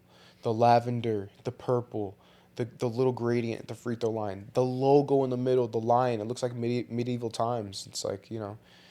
it's just nice all around. I'm going to give this is probably my highest one today. This is a 9.6. Wow. Is that better than Atlanta's? No. If only the team. Oh, was is better. it? I don't know. I'm If it's asking. okay, wait. I don't remember what you gave. I think you gave it a 9. I think you gave Atlanta's a 9.5. 7. Okay, so this is 9.5 then. Okay, fair. If only the team was better. I know, right? It also says Sacramento Proud down here along the text. I know you guys really can't see it, but it's more like a watermark. Oh, okay. Love the gradient by the foul line. Yeah. Yeah. Amazing. I mean, for me, I just wish there was a little bit more done around around the logo with the Kings. It's just a little plain. Okay. But I think it's still easily in. I think it's easily in the nines. I do think it's better than Phoenix, but I don't think it's better than Dallas. So I'm going to give this probably a 9.1 out of 10. Fair. I'm gonna put this on par with the Valley because I can't choose. Okay, So fair. it's gonna be a 9-2. I think that just goes to show how good purple is. Yes, Like, bro. it's just so goated. One of my favorites. But, boys, are we ready to get into the final one? Final team, let's go. I personally think this one might get scored the highest. And before we get into it, the Utah Jazz do not have a court this year. I'm very disappointed in you, Utah. You've come out with so much heat this year. Give us just a little bit something extra. Yeah. So unfortunately, you guys do get a 0 for lack of participation, but they are going to use the same city jersey next year, so hopefully they come out with a court. But we are going to the land of wet bananas with the San Antonio Spurs. So they've gone throwback to the 90s logo with the teal, the fuchsia, and the orange. They've gone for this really cool, like it's almost like a darker tan as the hardwood with a lot of these like Southern Texas, almost like Mayan sort of like little icons and logos inside the 3-point line with all the colors and all the fixins and all the works. How do we feel about this one, Giovanni? This is a pretty cool court. I think it does crack into the 9s, but it's not going to be up there with the highest rated ones. That's fair. I'm going to give this a 9.1. 9.1. Yeah. I do like this more than, I think I like it more than Dallas. I think I like it more than Sacramento. I don't think it's better than Golden State. So I gave Golden State a 9.4. The only rating left is 9.3 out of 10. So that's exactly what I'm going to give it. Yeah. Okay, this is okay. It does not beat Sacktown or Nah. Phoenix. Phoenix for me. I would probably go. It doesn't crack the 9s for me, unfortunately. Oh, I wow. don't know about this one. Okay. Something about it, I'm not really. You don't like colors, I found. Gio, stop it. He's very monochrome. Yeah, he is. I am It's very. fine, though. It's not bad though. It reminds me of like ice cream. Those colors, those sherbet ice cream. Sherbet. Yeah, it does give off that actually. vibe. Yeah. I will probably go 8-8. Okay. on Okay. it. Still pretty Still good. pretty good. Still pretty good regardless. I wish the Spurs would utilize more of the, kind of like how the Nets were using a lot of their throwback red, white, and blue. I wish the Spurs would utilize more of the teal, fuchsia, and orange. I think they're really underrated colors. And I think it would look good with the black, kind of like with the City Edition. Yeah. So yeah, that concludes us grading and rating all of the NBA 2026 City and Classic Edition courts. Let us know down in the comments, what was your favorite, and what would you rate your favorite teams, and what was the worst one? And boys, we've reached that point in the episode. Y'all know what time it is. Are we ready to prop up some underrated players? Let's Let's go. do it. Welcome to the second half of the show. This is the main topic. We're going to go through all 30 teams, and we're going to pick the most underrated player on all of them. So we did this last week with the overrated players. If you want to go check that out, link down below, or just click the link above Giovanni's head. And basically, do we kind of want to go through any criteria that kind of required us to make our choices? I think the biggest thing for me is, some teams have stars that are like properly rated and not underrated. Some guys have like young stars that, we know about, but they're not underrated because we know them. Right. So like you'll see when I get into it, you're gonna see what I mean with my guys. Yeah. So because I'm gonna mention it. Right. I think it's also important to note that there are some players that are underrated on their own team, but there's also players that might be the first or second option on their team, but are underrated in the broad scope of the NBA. Right. So I think that's also important to note That is. because some guys are the best player on their squad, but don't get the credit like the Jalen Brunsons of the world or the MVP candidates or really anyone, like someone like Donovan Mitchell, for example, is pretty widely known as as an NBA player. But, there could be number one options that don't get the limelight and don't get the proper praise that they deserve. Yeah, and for me, I chose a lot of players that are quietly having good seasons. So Yeah. you'll see less superstars on my lineups here. So Look, as long as you got a couple just for the sake of the thumbnail, then we're in business. Yeah. So basically how we're going to do this is we're essentially just going to go through all 6 divisions, but we're essentially going to do what we usually do, go through all 30 teams. It's just going to be easier for us to kind of like not go like random back and forth and stuff like that. It's going to be the same process. It's just more organized, more structured kind of along those lines. So boys, do we have any sort of questions, comments, concerns before we dive in? No, I'm ready. All right. Antoine, we're going to start off with you. Pick a division and pick your first team. Yeah, so we're gonna knock off the Central in the East. Oh, that Central's only in the East anyway. Yeah. So I have 3 teams here. I have Bulls, Cavs, Pacers. Pick one of them right now. Start off with the Bulls. So with this team, there's stars all over the place. So like I'm not choosing anybody with Giddey, Kobe White. I think Matas Buzelis is very properly rated right now. So I don't think he goes under the radar at all for a lot of people. Okay. So somebody that looking at this roster that is having a quietly good season, and he was filling in for Kobe White when he was injured. yes, Trey Jones. Yes. I think Trey Jones is only 25 too, very young. We were kind of questioning that contract they brought him back in the offseason. We were like, why are they bring him back for 3 years and like 37 mil? Right. But Trey filled in really well for Kobe White, and Tyler was close, picked him up on fantasy. I think this is his highest scoring season since San Antonio, which was a few years ago. I mean, listen, he's played in 19 games, started 11, of course, I said for Kobe White. Right. And he's putting up 12 and 5 a game, 5 assists. And, right now, obviously, I think in Chicago he's found kind of a home. I don't think they have any intention to move him. If he would get moved, I would hope it's somewhere where he can continue to blossom and grow as a player. He is younger than his brother, Tyus. what's he averaging, by the way? Trey is averaging 12.5 points a game. Which is really good for a backup point guard if we're Really good. looking at the broad scheme. I think Trey goes very under the radar for them, especially for their starting 5. So that's why I chose him. Yeah, I like the choice. I mean, I would have picked Matas Buzelis because the broad scheme of the NBA doesn't really rate him as much. But with Trey Jones, especially now, like I have a more personal connection with Trey Jones because he's on my fantasy team. So I kind of need him to just do a little bit better. But he was really hot to start the season when he was starting. And what makes him more underrated, in my opinion, is when he was involved in the De'Aaron Fox trade. Remember the 3-team deal that sent Zach LaVine over to Sacramento?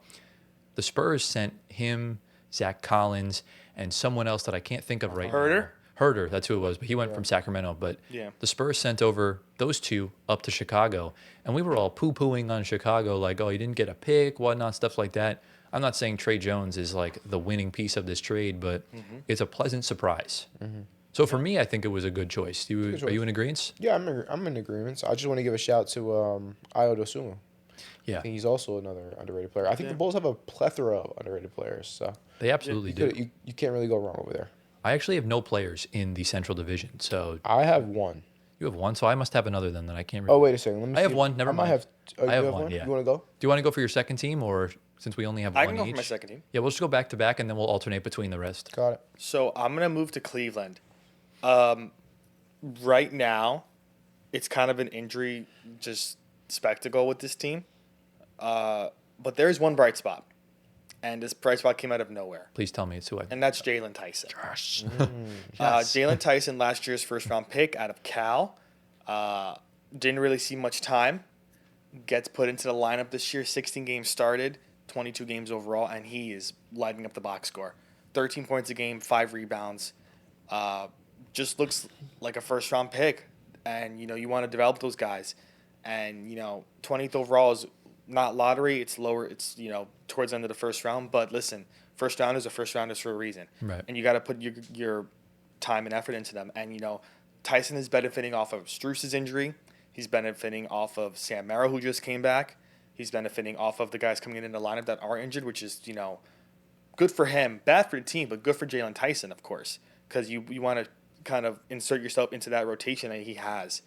And I think he's probably going to give Sam Merrill and Max Strus run for their money when these guys are fully healthy, because whoever's playing the hot hand, if it is Tyson, you're for sure not taking him out of that lineup. Yeah. And you're keeping him in, and you're saying Strus, you know, you're coming back from a really bad injury, take the back seat for a little bit. We have someone that already is showing up this year. And, you know, I'm sure Strus would be okay with that. Give the young guns a good chance. And Tyson is a part of that young core with Garland. And, you know, I mean, I don't think anybody else is younger than Garland is the youngest one besides Tyson. Yeah, but I wouldn't even put Garland in that young core. If the Cavs don't progress in the playoffs this year, they might blow it up. I know Garland's receiving a lot of trade interest from a lot of teams in the West, and that could be a potential move they can make if they're not going to be competitive, if like they keep losing guys to injury and stuff like that. And I don't see why not starting Jalen Tyson as your 3. I think he's got the most upside right now. You know, Strus obviously provides value, but he's never healthy. And you're kind of grasping at straws with the rest. DeAndre Hunter's not working as your 3. Yeah. So I think it just makes sense to kind of roll with the young guy here. He's the one guy you can insert that will push the starters even more. So I like the pick. Yeah. Yeah. Do you want to Tyler, get to yeah, I can go. Yeah, go to your team. All right, so I got the Pistons here. So I had to go with Isaiah Stewart. Yes. I'm actually not a big fan of Isaiah Stewart, but I chose him not because of his stats, because he's only averaging 6 and 6, 6.6 rebounds, but I mostly chose him because he's like one of the more foundational guys for the Pistons. He kind of like sets the tone for them. He's like the culture guy for the Pistons. He's like the identity guy for them. So like his impact, it goes beyond the numbers. You know what I'm saying? So like without Isaiah Stewart, you can see like the team is a little bit different. He's also like shooting. He's also shooting 40% from right. I was gonna get to that. Yeah. Like he's also like he's not just an enforcer, which everyone knows him for. He's multi-dimensional defensive player. He's a big contributor from beyond the 3-point line as a big body. That's big. So yeah. So that's why I chose Isaiah Stewart. What do you guys think? Okay. You first. Yeah, I don't have any issues with that at all. Yeah. You could throw Dennis Jenkins in there, but he's kind of dropped off. Yeah. That probably would have been more for like if we did it Before. the first 2 weeks of the season. But Beef Stew is one of the best backup centers in the league. Yeah. And very team first, has his guys' back. We know that. Absolutely. Goes absolutely crazy. That's just part of who he is, you know. Team first guy. Yeah. And, you know, he's the best backup big, I think, in the league. One of. I don't think he's the best. You don't think he's the best? No, I would put. You're right. Mitchell Robinson's in there. I would probably say right now might be Jonas Valanciunas. He's up That's there. true. It might be him. Okay, fair. It could be someone on the Thunder that I just can't think of at the moment. It could be the other Jalen Williams. Jalen Williams. No. There's some good centers around the league. Yeah. But I mean, he's definitely up there. I would call him Yeah. top 5. Yeah. Yeah. But he's so damn good. Yeah, I unfortunately had to part with him in fantasy. It was really fun. The first 3 players have all been on my fantasy team at one point this year, which is kind of funny because I just picked up Tyson the other day. But Beef Stew provides so much value everywhere Yes, across he the does. board. Yeah. And I think if the Pistons win a championship at some point, he will be on the roster, and he will be a big reason why. Big reason. Again, we all love to talk about Jalen Duren. Sorry, I hit my headphones. Isaiah Stewart gave Cat fits in Game 1 of that series last year, and Cat found a lot more confidence later on in the series when he wasn't playing, and that was when I had concerns of Duren's defense. Beef Stew provides value on that end, and I'm a big fan of his, and I think he's going to do great things. I agree. So shout out Beef Stew. Yeah. I'm going to get into my team. Go for it. Yeah, go ahead. All right, we're going to the Milwaukee Bucks, and this would have been the perfect candidate to do maybe a month ago, but the Bucks really don't have anyone underrated, but if I'm really going to go to the broad scheme of things, let's go for the MIP frontrunner, Ryan Rollins. This dude, again, fantasy team. This whole Central Division is just centered across my fantasy team. I'm curious to see when we get to Indiana if he chooses someone. I actually don't have a pacer on my fantasy team, so never mind. Actually, I do. Wait, I do. It might be, so we'll see. But Ryan Rollins, what is not to love about this kid? We all knew that the way for the Bucks to be good, I know they're not, was for him to have the year of his career. And look, last season, he averaged 6 points, 2 rebounds, 2 assists on shooting splits of 49, 41, 80 on 10% usage. 10%. This season, he is averaging 17 points, 4 rebounds, 6 assists on shooting splits of 47, 39, 78. I know they're less. His usage has doubled from 10 to 20. There are games where it's even as high as 24. Yeah. So you're already seeing him take on more responsibility. Yeah. And I'll give you a hot take right now. He will be an all-star. I'm very if the Bucks trade This year? No, not this year. Okay. If the Bucks trade Giannis, if and when, right, whoever they bring in, I think Ryan Rollins is the perfect elite point guard to build around. I see him having a Jamal Murray type career where he's that guy that's not really known as like a superstar, but he's going to have some big nights. And I think he's just as good of a playmaker. Their games kind of are different. Jamal Murray's more finesse, kind of reminds me of more like a Brandon Roy or one of those like crafty guards where as Ryan Rollins is just a little bit more athletic. Throw in like a Damian Lillard type sort of body. I mean, they were teammates, so I'm sure he mentored him a lot. But for me, I've gone for Ryan Rollins. He should win MIP. But how do we feel about it? Yeah, I have no qualms with that. I think he's phenomenal. I have a lot of stock invested in him. Yeah. Like Tyler said, to do well from Giannis, you're going to build around this guy. Right. And, you have your point guard set in stone. And I could see all-star 100%. If he gets those numbers up a little bit to like 20, it's so doable for him. Yeah. And I know KPJ just came back too, and he's lighting it up too, but we don't really have much stock in KPJ. I would definitely have more stock in Rollins. Yeah. Younger, homegrown guy. And like everything I'm seeing from him so far. And a clean record. Yes, that helps. That's the main reason why I didn't choose KPJ. Yeah. But For shout out to Ryan Rollins. Yeah. Yeah. We got our final team in the Central. Who we got? So this player, we haven't seen him. We'll mention the team. Oh, it's the Pacers. Yeah. We haven't seen him in quite a while. He's been injured. Oh, wait. Is he going for who I think he's going And this guy we haven't seen him since. Oh, wait. Actually, he just came back. Oh. The 14th, which is this past Sunday. But before then, we have not seen him since November 3rd. So that's about a month and a half. for? Okay. Burst onto the scene in the beginning of the season for the Pacers. What's his name? I'll get to it. Don't worry about it. He's letting it marinate. He's been in the league for 3 years, and I see a lot of promise in this guy. And that's Quentin Jackson. Okay. I don't know much about him. Yeah. Yeah, who did you thought I was going to go for? I thought you were going to go for Jay Huff. No. Yeah, no. That would have been my fantasy player. Quentin Jackson. So he's a guard. He's only played in 6 games because he was injured. 10 points a game. He dropped a few games with 20 balls, and he looked like this guy was gonna come on the scene and just start taking over for the Pacers. Injuries happened. I hope that now that he's back, he continues to dominate. But just from this team's standpoint, I see a lot of promise. I think they found something with him. I know the injury probably coming back is going to limit his usage. But hopefully by the end of the year, I hope he's in the convo with this core. And that's why I find him very underrated right now. Yeah, I mean, he had that really good game against Golden State earlier on. And what's funny is that the Pacers always tend to blow out Golden State once a year, and there's always a bench player that goes off. I remember that overtime game in 2022. Remember the name Kiefer Sykes? No. He had like 30 points in an overtime win, and Quentin Jackson was the next person in line to have that type of performance. And really, I think this has always been an underrated team in this decade of basketball. It's really any young guy they have is promising. Whether it's, even guys even guys in the starting lineup, even Halliburton and Siakam go under the radar at times because they're just not thought of as, the best of the best or whatever. And on the bench, I do think Quentin Jackson and Jay Huff are the two most underrated players on that roster. I mean, Jay Huff's playing incredible, but I do see the future upside with Quentin Jackson, especially once they trade a guy like Jarris Walker or trade Benedict Mathurin. If they try and go for Zubats, Quentin Jackson's going to just step right into his spot, and I think he's really going to cook. Okay. So, shout out to the Pacers. Gio, you pick the next division. Just make sure it's a West division. Yeah. Oh, West division. Yeah. Okay. So let's see. It's either Pacific, Southwest, or Northwest. I think we're gonna go with Southwest. Okay. Are the Grizzlies in the Southwest? They are. Okay, perfect. So I have 3 teams from that division. I have the other What do you have? two? I have one. I have one. You have I one? have All right. I have Yeah. So I'll start off. I'll probably go back to back, That's right? fine, yeah. Okay, so first up, we're going to start with the Grizzlies. I know who it is. Who do you think first? Cedric Howard. Cedric Howard.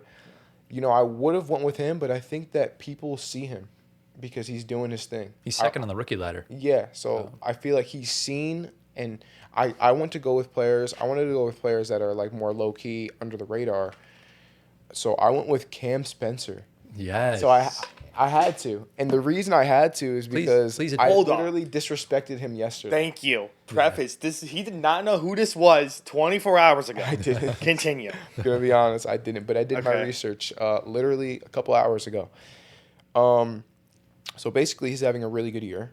He's averaging 12 points, 5 assists, while only playing 20 minutes. And he's shooting very efficient from three. He's shooting 50% from three. So Yeah. he's one of the most efficient guards in the league, and he's also shooting 90% from the line. So it's 50-50-90 is what he's doing right That's now. insane. So he's doing his thing. He's doing his Love thing. Cam Spencer. Shout out to Cam Spencer, man. That's the pick. Yeah. Yeah, I think really underrated player. Also, send your well wishes out to the Spencer family. They're both out for personal reasons. I hope everything's okay with their family and stuff like that. Wow. But man, Hey. what a baller this Yeah. kid is. Shout out I think my cousin Dylan got him in the fantasy league. Listen, whoever has the Warriors, we know who it is too already. Well, we'll have to see going forward. Okay. But look, at the end of the day, Cam Spencer is your point guard for the future. I think last year, it was funny too, because last year we all thought it was Scottie Pippen Jr. because he was playing so well, but he's dealing with injuries. Ty Jerome's dealing with injuries. In comes this dude, and just he's steady hands. Yeah. Like that's honestly the biggest compliment I think a point guard in the NBA could have is steady hands. When you have that, the sky's the limit for you. And I think for me, I think it's okay to trade Ja. Yeah. He gives me that security that you can get a good package for Ja Morant. Like, he might not go for 5 picks anymore, but you can get at least a first or 2 along with a young player that's going to give you promise going forward. I think that makes the most sense if we're being honest. Yeah. Yeah. I mean, I'm listen. fine with that. Don't forget Vince Williams too.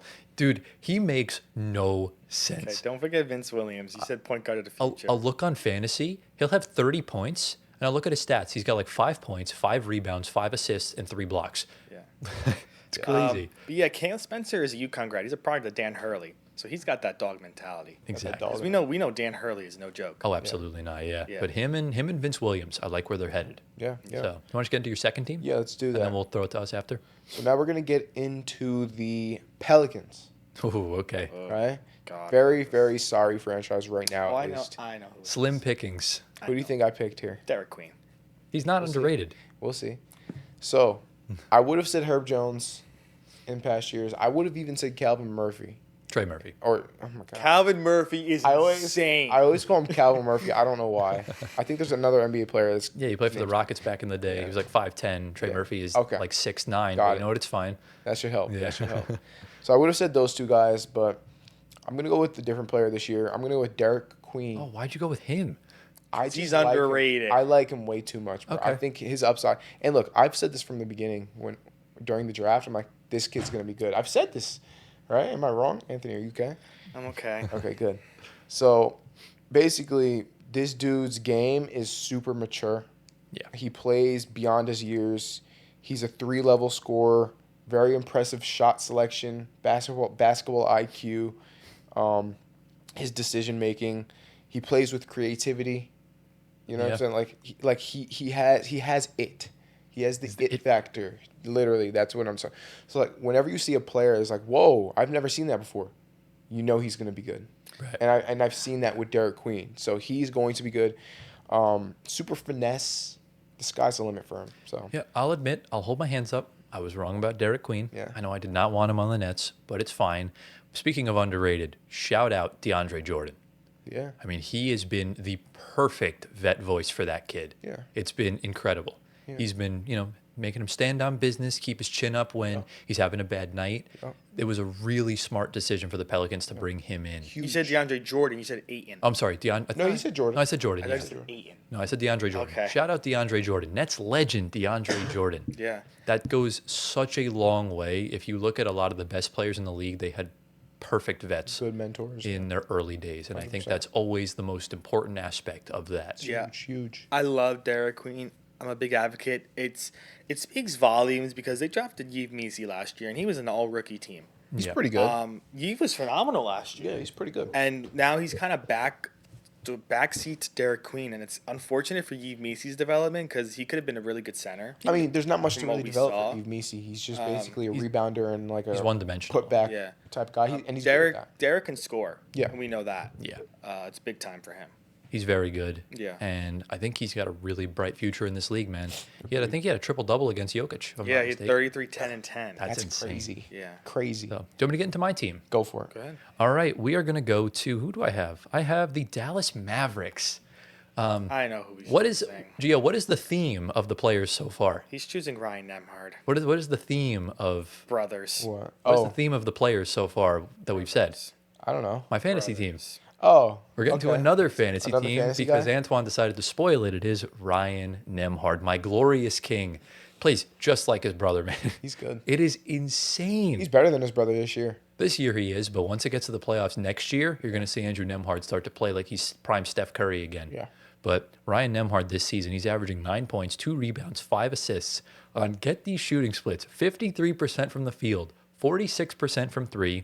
He's only shooting 2/3 from the free throw line. It's not great, but he's like top 6 in the Rookie of the Year ladder right now. Wow. And he's had 3+ games this season with over 10 assists. Wow. Yes. The rest of the rookies in the class have a combined 3. Wow. So he's already just standing out amongst this team. And when you kind of look at this Mavs roster, no Kyrie Irving is really bad. You need a point guard to take over for him. D'Angelo Russell did not work.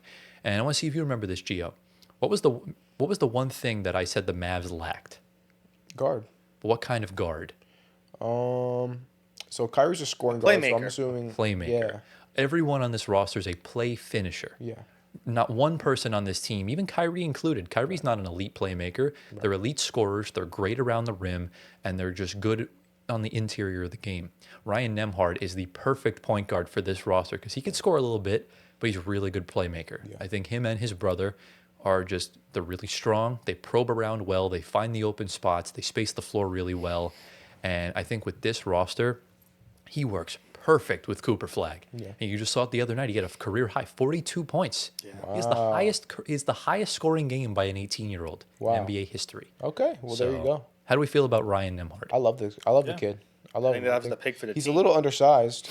A little but bit, but It's fine because he's dishing out assists like he's Chris Paul. yeah. So it's completely fine. Investigate the Nemhard family. What are they feeding those kids? Yeah. Insane. Seriously. But all right, Antoine, who's your team?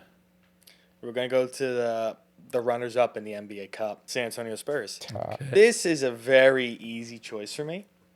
And it's someone that grew up in our home state in our backyard, and that's Dylan Harper. Oh, Dylan Harper has came out and just taken everything by the horns from his injury. This man, I watched both the playoff games. My God, he's fast. He is insane. he's strong too. He- Very strong. Playmaker. And this once De'Aaron Fox goes, they're gonna have the best 1-2 guard punch in the whole league. Yeah. He's a 6-man right now, right? And Yeah. he's coming off the bench. Okay. Just phenomenal. Miles better than Ace Bailey right now. I'm sorry, Gio. Who? He's miles better than Ace Not Bailey. miles better, but he's definitely better. I think this is going to be the next greatest point guard in our league, Wow. from what I'm seeing, including with Stephon. I think both of them together. Who's going to be better in the future? Oh, Stephon think Castle. Stephon Castle No will be better. question. Disagree. He's such think Dylan Harper will dude. be He's better. such a dog. I think He is a Stephon dog. Castle needs Stephon a But I little think Castle's- Dylan Harper is going to be better. We could get to that convo eventually. When Look, they, I think Fox it's- Fox needs to go first for that to happen. Yeah. He's not gonna get the minutes. I know like choosing a top pick is like kind of like crazy because like they should be probably rated, but you know he got injured. We were like, when is he coming back? And he came back, and it seems like the game's taken a higher level. Yeah. Yeah. And they He's getting more trust him. confident. They trust him a lot more. It seems like the players love him. Stephon and him like are like this. Wemby loves him. Yeah. They love the tenacity he brings off the bench. The young guys are always go on the court. Yeah. And the Spurs are set up for the next 10 years. Dude, with they're these so guys. set. Yeah, like I said, I don't even give the Spurs credit because they were gifted these picks with the lottery. Yeah. So, but I think he wouldn't have been my choice. I probably would have picked Harrison Barnes because I feel like he provides value that just doesn't get talked about enough. Yeah, He's the that's one fair. bet on this team. Fair. But Dylan Harper's a good option as far as like he's a bench player right Right, now right. on a team that he really doesn't even belong on. But you're there, make the most of it, and he's going to have a long future in this league. Yeah, Yes, it is. Harrison's a good shout. I Yeah. will say that. Yeah. I think Dylan Harper is giving me James Harden vibes back when he was on a 6-man on the Thunder. Yeah. He's giving me that same exact Is it vibe. 'cause he's I lefty? think, and that helps. Yeah. But it's also because he's a strong player. He's a good bench piece. He hits timely threes. That's all. Everything that James Harden did. Yeah. And he's a point guard. Yeah. So, yeah. Gonna do your final team, G. Yes. Who you got? We're going to the Rockets. We're going to Houston. This is hard. Yeah, this is very difficult. Is it Reed? I feel like I could have went with Alperen Şengün. I feel like I could have went with Reed Shepherd, but I didn't go with either of them. Okay. I went with maybe an unpopular player, according to Tyler. I went with Tari Eason. Yeah, that's This is a funny. player that you probably would say is overrated. Yes. I think he's actually underrated because people think he's overrated. I like him a lot. I think he provides the Rockets with not elite two-way production, but good two-way production. He does a great job on defense, rebounding, and on offense. The Rockets draw up no plays for him, but he gets you 12 points a game. Right. Simply from cuts, simply from transition buckets. He's a good player, man. And he's always active on the court. Whenever he's on the court, you always see him. He's always in passing lanes, getting deflections. He's always getting steals and blocks. He's a big-time playmaker in that sort of sense. So he's my underrated player for the Rockets. What do you think? You were deciding between originally Reed and who? Şengün. Şengün. Şengün does. The fact that Kevin Durant is there makes Şengün kind of underrated, but I don't think he's underrated across the broad Not scheme anymore. of the NBA. Not anymore. If you wanted to go from a defensive end, Kevin Durant would be a great choice because he had 5 blocks against the Nuggets the other night. But it's KD. I understand it's KD, but I feel like he's gone a little bit more under the radar as of late. But look, Tari Eason's just got to prove me wrong in the games that matter. So who would you have picked? Let me go to the roster I because don't really. It's a hard I roster really don't to know pick who I would from. have picked. I think in all actuality, I would probably go for Steven Adams. I don't think so. I think Steven Adams is properly rated. I don't know if think he so. is. I think he's properly rated. They knew what they were think getting last with year him. he was probably underrated. Could go Last year. for a guy like Josh Okogie. Okay, maybe. He could be a good shot. You could even go for DFS because everyone's forgetting he's still on I the know. team. But I think Tari Yeah. Eason's a better version of those two guys. I don't know about that. I think so. We'll have to see. Yeah, So, it is what it is. it is. It is. Yeah. All right. That concludes the Southwest Division. Yeah. Ready to get into the next one. I'm going to choose this division because I have 3 teams in the Atlantic Division. Yeah. So we're going back to the East. I'm going to do back-to-back, and then we'll go to Antoine, then you, then Yeah, go back ahead. to me. Let's just start with your team, the New York Knicks. Kind of a tough one. They really don't have many underrated players. They're all kind of there. Brunson, Cat are the 2 options. They're not. I think Brunson's properly rated. I think Cat's overrated. OG makes like $80 million. Not. I think he's didn't really properly need to pit him. I've gone for Josh Hart. Yes. I think when you talk about a player that doesn't necessarily fill up the stat sheet, but gives you just energy and dogness, he's the man. Yeah. And he's really he's one of those players where you love him if he's on your team and you can't stand him when he's not on your team. Yeah. And that's something I experience myself all the time. Because look, he's got a likable game style, likable play style. But when you're on podcasts talking crap about the Nets, what reason do I have to like you? That's kind of what it is. Which is why I didn't like Mikal Bridges, because he wouldn't defend his Nets teammates. Yeah. So, but that's besides the point. Josh Hart this season's averaging 12 points, 8 rebounds, 5 assists on shooting splits of 51, 38, 82. But I think what's interesting about Josh Hart, it's not necessarily that Mike Brown made the switch and started him instead of bringing him off the bench. And he started the last 10 games in a row, and the Knicks are 9-1 in that span, and that also does not include the NBA Cup championship game in which they won. So for me, I think Josh Hart's going to be that guy that does the dirty work. He's the one that's diving for loose balls. He's the one that's, trying to guard the best player when he can and alleviate pressure off of guys like Jalen Brunson, off of guys like Mikal Bridges, because, in games they win, he's a big reason why. Yes. So how do we feel? Yeah. I love the pick. I think that's the pick because a lot of people were calling for his head last year and wanted him out. Because he was playing too many minutes. Yeah, he was scapegoat number one, and like honestly, like we know Tibbs ran to the ground. This year, it's a whole rejuvenation, and I love the guy to death. I think he's the heart of our team. Yeah. And without him on the court, I feel like the team looks a lot worse. Same thing with OG Anunoby, but that's a whole different story. But Hart steps up big time for us right now, and he doesn't need to score massively. We just need defense. We need good rebounding, and just to help alleviate the pain off of OG and of course Jalen, of course. So I love the way he's playing right now. It seems like he's loving it. He's smiling.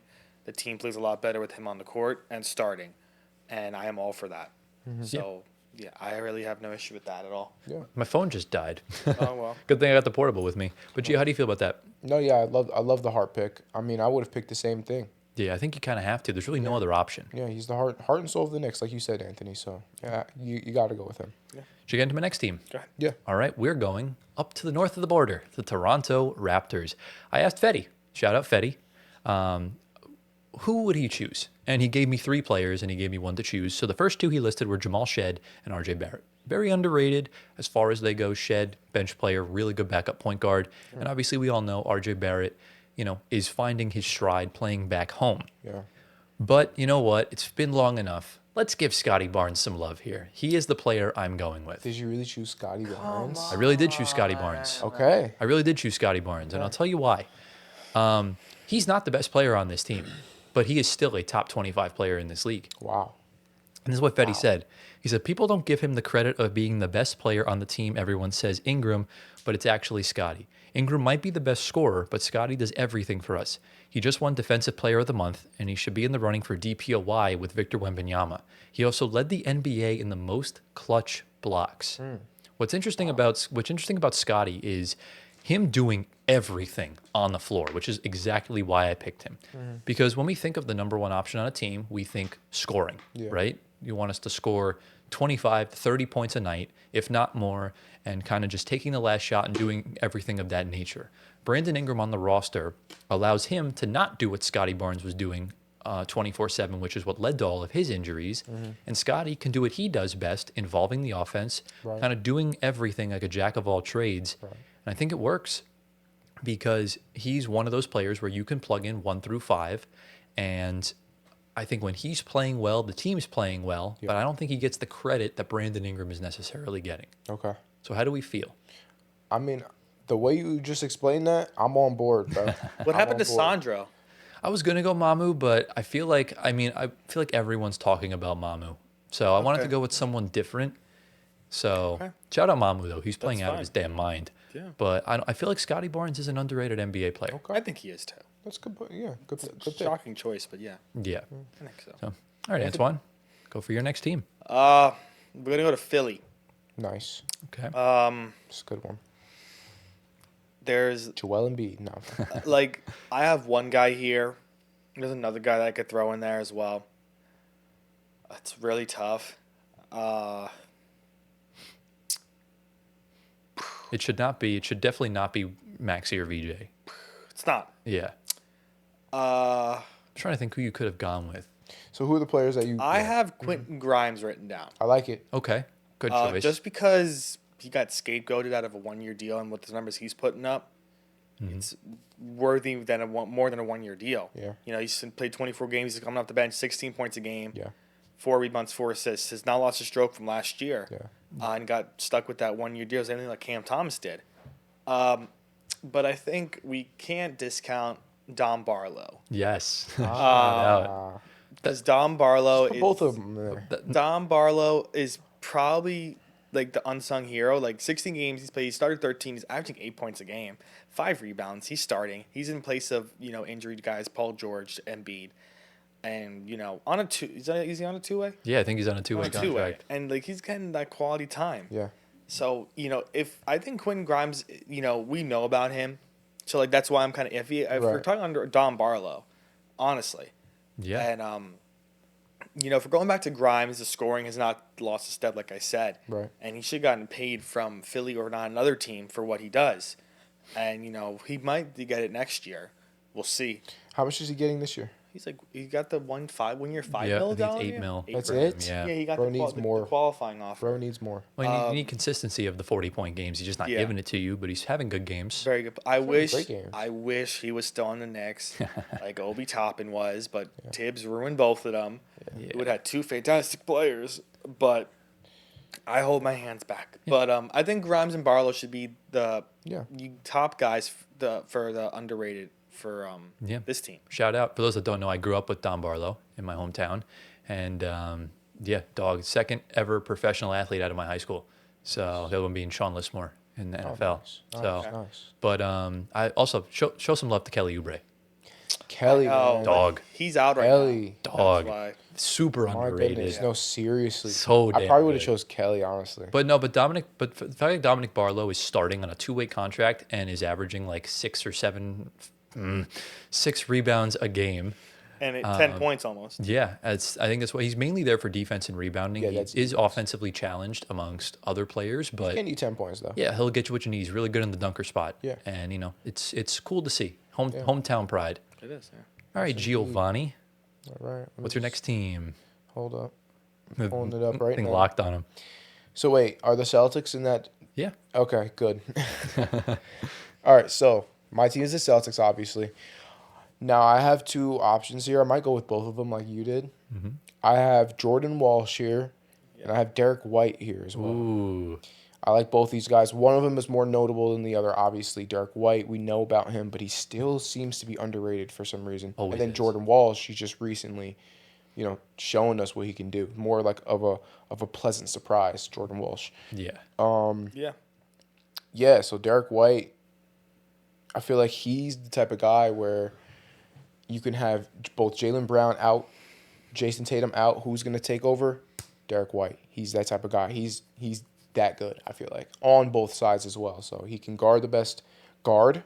He can guard the best guard, and he could give that guard buckets also. Yeah. So he's nice. Look, people tend to forget. Remember that game when Pritchard had like 42? Yeah. White had 40. Yeah. Like, he's just as good. Yeah. And to be quite honest with you, I do still think that the most underrated player on the Celtics is Jason Tatum, because this dude gets talked about in such a negative light that we're finally seeing now that he is a comfortable top 5 player in the NBA. Yeah, I mean, I feel like everyone knew that, no? No, dude, people slander him so much. People call him mid, yeah. Okay. But Derek White has always been that underrated guy. He didn't have any D1 offers coming out of school. I Yeah. believe he went like D2 or D3, Yeah. then up to Colorado, and he's always just been steady hands. Yeah. And what a trade, by the way, for Boston. Romeo Langford and to get Derek White. That's Huge. impressive stuff. Yes. So, should I get into the last team of the division? Go for it. I finally get to talk about my Brooklyn Nets. It's been a while.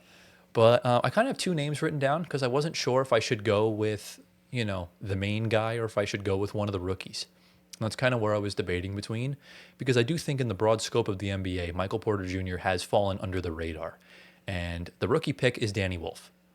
Very good. But I think I'm going to side with Michael Porter Jr. right now. I think He is incredible. Yeah.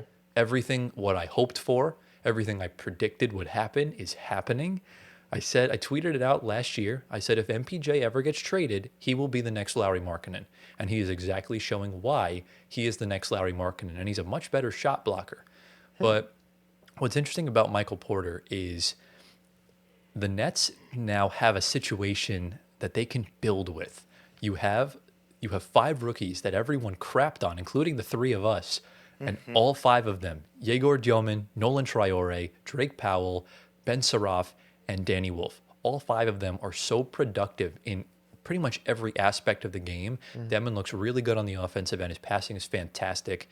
Traore's good around the rim. Saraf's great with his playmaking. And Danny Wolf's just essentially just like doing very good. he's getting like young Jokic comparisons, even though he's Whoa. not that type of player. Yeah. But he's damn good. And Drake Powell's like one of the most athletic players in the league. Yeah. But when it comes to Michael Porter Jr., he's really fallen under the radar because everyone saw him as just this one dude that chucks up threes and played like crap for the Nuggets in the playoffs. And that's just not who he is. And we're at a situation where if this was last year, I'd want him gone. I want him to stay. I think he is the one option I want to build around. Wow. Absolutely. For a championship? Yes. Are you kidding me? I'm being dead ass. MPJ is not a number one option, dude. Dude, if he's doing this in year one with the Nets, just think of how much better he'll get over time. And once we build the roster with better players around him, How old is he again? he's 27. 27. He's a number two option. I know we'll have to find that out, but On the team, the Nets, he's the one option. he's the one Of option course, right, right now. now. But if you want to build a championship team, he's not your number one guy. Again, but we're not competing for a championship right now. Oh, yeah, of course, If he continues to improve, which I think he will, Okay. and becomes an all-star, I do think he can be the number one option. I can't even lie. I had my doubts about MPJ going into the season. Yeah. And he's proved me wrong so far, Yeah. so he might do it again. I am loving him on the Nets. The only reason why I didn't buy his jersey is because I don't trust the front office to not trade him. Yeah. So that's the only reason why. But we're going to wait on it. Yeah. And I do think Michael Porter's is my guy for the future. I really don't think they're going to move him. I think that's someone that they eyed in that Cam Johnson trade, and we're waiting for the perfect opportunity to pounce, Yeah. and it fell. And if they trade him, I would be genuinely Surprised. We would need Shocked. to take on an offer that we can't refuse to trade him because I really don't want to. yeah. I think he's very different than most of the rising stars that have been traded or the rising players. So Yeah. Yeah. shout out Mike. Yeah. All right, Antoine, pick a West Conference. I'm gonna go with the Pacific. Okay. Again, Okay. some Cali action in here. Yeah, so I'm gonna start with the Lakers. You have two? Lakers and Kings. Okay, so we'll alternate then. So how many do you have? I have one. I have two. So we'll go him, me, you. Yeah. Him, me, you. Okay. So the Lakers, this is interesting. If Jake LaRavia was still balling, it's him 100%. Right. Talk about a Linsanity run. That's like crazy. Yeah, it's because never mind. I'm not going to talk about it. It's because Braun came back and took his minutes. Oh yeah. Okay. I'll say it. What if Braun's the most underrated He's player? definitely on. If you chose Braun, Gio, I'll be honest, bro. Jake LaRavia started playing like crap 2 weeks before LeBron came back. So Well, players have ups and downs. no, I understand that, but he's had his cool good week, and that I was say about you it. sit Braun, who's 48, and then you put in Jake LaRavia, who's like What if 21. What if I'm Give him choosing, the what minutes, if let I him develop. What if I am choosing Braun, but it's not LeBron? I'll walk James? out. Oh, it's Bronny. What if it's No, it's the not. son? Not Bronny. Just tell us who you picked. So, listen, I think the story of this team, besides Luka and AR, is DeAndre Ayton. Yes. And talk about a renaissance from a former number one overall pick that we thought was lost and completely done. This man signs a 1-year deal with the Lakers. We all kind of predicted that because they needed a center. Ayton kind of was just there, and we're like, this is a perfect fit to be. And my God, has he turned our opinions on him into the complete 180. This is the center for the Lakers right now. And he fits that mold. He fits JJ. His points are looking really good. He's averaging 15 and 9. And it seems like he's back to his old Phoenix self. And I'm here for it. Lakers fans are here for it. Gio's here for it. He's not. Of course I am. He's in my face. I don't know if he's still soft. He's looking pretty good. He's We'll not looking see when the soft. playoffs roll around. He's looking solid to me. Look, You know. He's asserting his dominance. that's what happens when you finally have a point guard. He looked great with Chris Paul, and then when they traded for KD and you really didn't have much else after that, you got shipped out to Portland, who were trying Right. to lose, and he just wasn't as good as Donovan Clingan last year. And, that's just kind of how the cookie crumbles. He's now with probably the best playmaking guard or one of the best playmaking guards in the NBA in Luka Doncic. And, look, he's kind of proving the doubters wrong. I can't hate. We'll see what happens when he progresses on into the season, when you're going into playoff series against Victor Wembanyama, Nikola Jokic, Ivica Zubac, a lot of the big time, already notable good centers in the league. Right. So, but yeah, I'm not mad at that whatsoever. Solid pick. Should I get into my team? Yes. Should we just stay in LA and go to the Clippers? Go for it. Who is it? Let's go for the Clippers. There's really nothing good about this franchise. So I really struggled.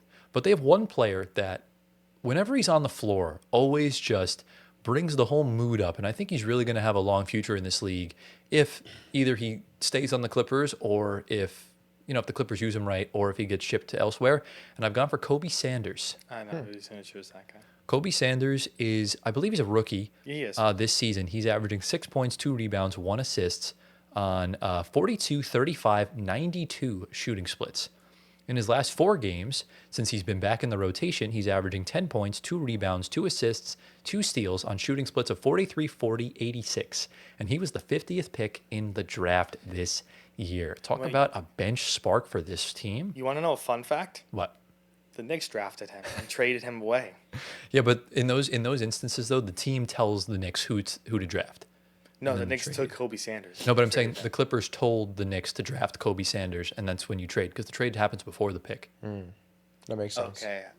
That makes All right, sense. but Yeah. from my knowledge, when I was draft night, the Knicks drafted him, then traded the right to the next pick, which was Mohamed Yeah. Diawara, and we were all livid because Knicks fans loved Kobe Sanders as a second-round pick. He's good, man.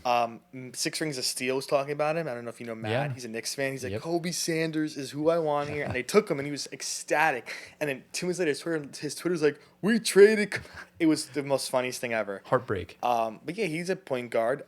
We needed a backup point guard. Obviously, but Deuce and Clarkson. Kolick and Clarkson came into the equation. Yeah. He and I have got a spot on our team, so it's completely fine. But this thing of Knicks picks that are traded second round is not looking good for us. Yeah. Who else? AJ Mitchell was traded second round. He's the Knicks draft. Oh, pick. really? Yeah. remember so was Really? so was Kaishan George. We'll talk Yeah. about him. We'll talk Sorry, about him later. Yeah, might as well. But yeah. Yeah. I think Kobe Sanders is again. It's not much. It's the Clippers. So Yeah. Giovanni, want to get into your team? Let's go. What do you got? So of course I got the Warriors. And that's just how things work around. It always here, I like guess. guys. For those of you that I don't know who it is. Gio always think it is? Gio always Pat Spencer. Gio always gets his favorite teams. So it's just who it is.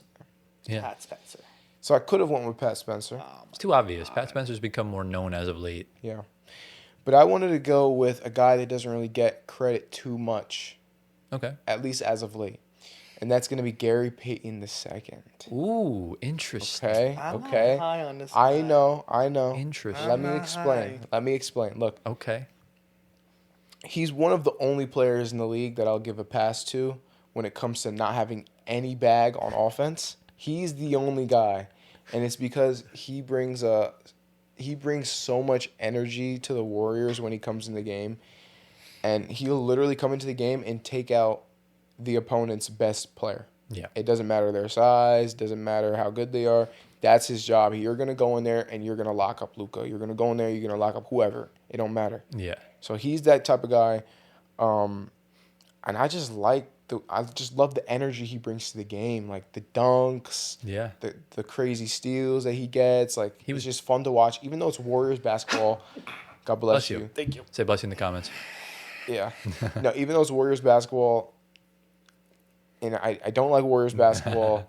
It's Gary Payne. I like him, so it's cool to watch. Look, I mean, his corner threes feel like a dagger every time he hits them. And Exactly, it's timely. look, I'll be honest. In my genuine opinion, I think he's the most fearless player in NBA history. Wow. He's like 6 foot, just dives 6'2". in everywhere. He's like this tiny guy Yeah. that just gives no ish, Don't care. and he don't care. He just flies, and to me, I commend that. Yeah. You know, that's just something that I respect. Okay. So Who else is like another player that I you was could gonna say have Pat besides Spencer. Pat? I would have could have went with Pat. I would have gone for Will Richard. I Yeah. thought about it too, but I'm like, It's a good one. But rookies tend to go under the radar. Yeah. But I mean, I would have gone for Draymond Green, but you know, hell no. that's what I would have done. But it's fine. You know, it is what it is. Yeah. Or Moses Moody would have been a good choice. I thought I had him on the paper. I mean, on the not the paper, the phone. But I just didn't do it. That's okay. Ready to get into my team? Yeah, let's go. Going to the Phoenix Suns. This is a very easy choice. I've gone for Colin Gillespie. My fantasy gem. Because, I mean, Dylan Brooks is already properly rated, I think. But Colin Gillespie this season, he's averaging 13 points, 4 rebounds, 5 assists on shooting splits of 44, 43, 87.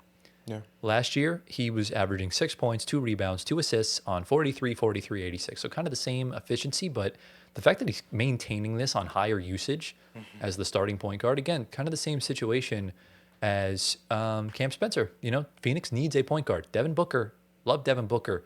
He ain't a point guard. So you need someone that's going to come in. Same thing with Ryan Nembhard. And he's on a vet minimum deal. Fun fact, he's an NBA champion with the Nuggets in 2023. He was on a two-way. Gillespie. Yeah. I didn't know that. So shout out to him for that. And I just think he's super under the radar. Yeah. We feel. I think, yeah. I don't know much about him, so I guess that fits that's the criteria. pick. I mean, I remember in the offseason when they signed him, we were like, why are they bringing this guy back on a pretty like decent deal? Nova kid could be a Nick in the future. No. What? Who said that? Suns are locking that line up. Yeah, but Gillespie's showing a lot. He's only he's 26. But listen, I think he does for what he does is really good. I mean, you know, they also had Jordan Goodwin. He's broken out this year. So, they have a nice young core going. I think Gillespie's the guy I would focus on to run point for now, obviously. Yeah. I think he's doing a phenomenal job for what, he's getting paid for. And it could turn into something really good. And, they finally have that point guard stability with him and Goodwin. So, just keep riding the ship for him. All right. That's all I got. Yeah. What's your last team? We're going to go to Sacktown. Ooh, this could be tough because there's. Yo. You're going to go with Russ? Could this be Ross? It should be. It No. absolutely should be. To be honest, it should be if we're being frank. Yeah. It should be Russ, Come on. but I know he didn't choose. Come him. on, bro. He probably chose Neek Clifford. No. Oh, really? No, it's the other rookie. Who did you choose? It's the other rookie. Who So is it? Sabonis is out injured. Oh, yeah, he's been good. This guy. Maxine Reynaud. Yeah, he's Oh, been good. okay. He's Second been good. rounder out of Stanford. 7-1. Yeah. So he was inserted into the rotation to start literally after Thanksgiving. Yeah, it was a few weeks ago. He's starting, and his box score numbers, he's dropping 19, Yeah. 25, 12 and 10, 13 and 8, 15 and 9. It's going The on. box score's going up. And this was somebody that was a higher second rounder. I knew about him from, he was supposed to be drafted late first round, early second round. He was really good at Stanford. Everyone loved how he played. And he falls to the Kings, and you have your Domantas Sabonis replacement. Yeah. You can move on. Maxine Reynaud's going to take the reins, and hopefully Neek Clifford pans out too. Love his game. But this guy, Maxine Reynaud, has stepped in for Sabonis and has done phenomenal. He's doing better than Sabonis. Doing better than Sabonis. Better. And I think his game is going to turn into very well. He's 7-1. Yeah. Very big boy. 250 out of Stanford, like He's I built. said. Big guy. And they have their center. And like I said, their rookies are hitting this year. Just need Neek to get more playing time. Yeah. Reynaud fell right into their lap in the second round. Can I tell you why he's And, playing good this year? Because of Russ. Absolutely, because Russ. Let me tell you something, though. I've watched Russ's whole entire career. Centers find themselves when they play with him. All right? Think of Steven Adams, Enes Kanter. Their best seasons was with And his freedom. Freedom.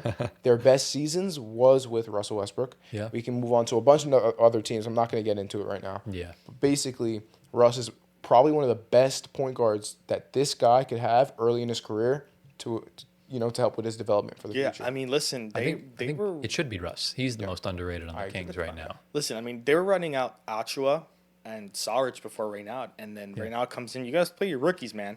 You have to. And he looks phenomenal. I looks think great. he's only going to get better from there on out. Yes. I know a lot of people were wanting him to go late first round to like a lot of teams. Yes. In early second round, he fell to the 42nd. So, good for the Kings for knocking on that second round pick and hitting on it so far. Exactly, yeah. So shout out them. Yeah. All right, so we're on our penultimate division. go. We're going back to the East. The only one left is the Southeast. Who has the most amount of teams in the Southeast? I only have one. I do. I got 3. I have one. All right, so go back to back. So who's your first one? First one, I got the Atlanta Hawks. We're going to go with Onyeka Okongwu. Ooh. He can't Yeah. do that again. Yeah, bro. yeah. I'm going back to him. Okay. I mean, we already know. I think Onyeka is having a great year for the Hawks. He's averaging 16, 8 with 2 stocks a game. He's not only a lob threat that can jump out of the gym, he can actually step behind the three-point line, and he'll shoot 36, 37% from the Dude. three. So he's doing his thing, bro. We got to give him his credit. Obviously, we did it already when we were talking about players to buy stock in. I already gave him his credit there. Yeah. We're going to do it again because he's having such a great year. I would What have do you guys picked. think? I would have picked Reece Sachet because I think he gets constantly disrespected what, for that's a how good shot, productive yeah. of a player he That's a good is. pick. Yeah. I think he's fallen so under the radar because the draft class last year was Garbo. Right.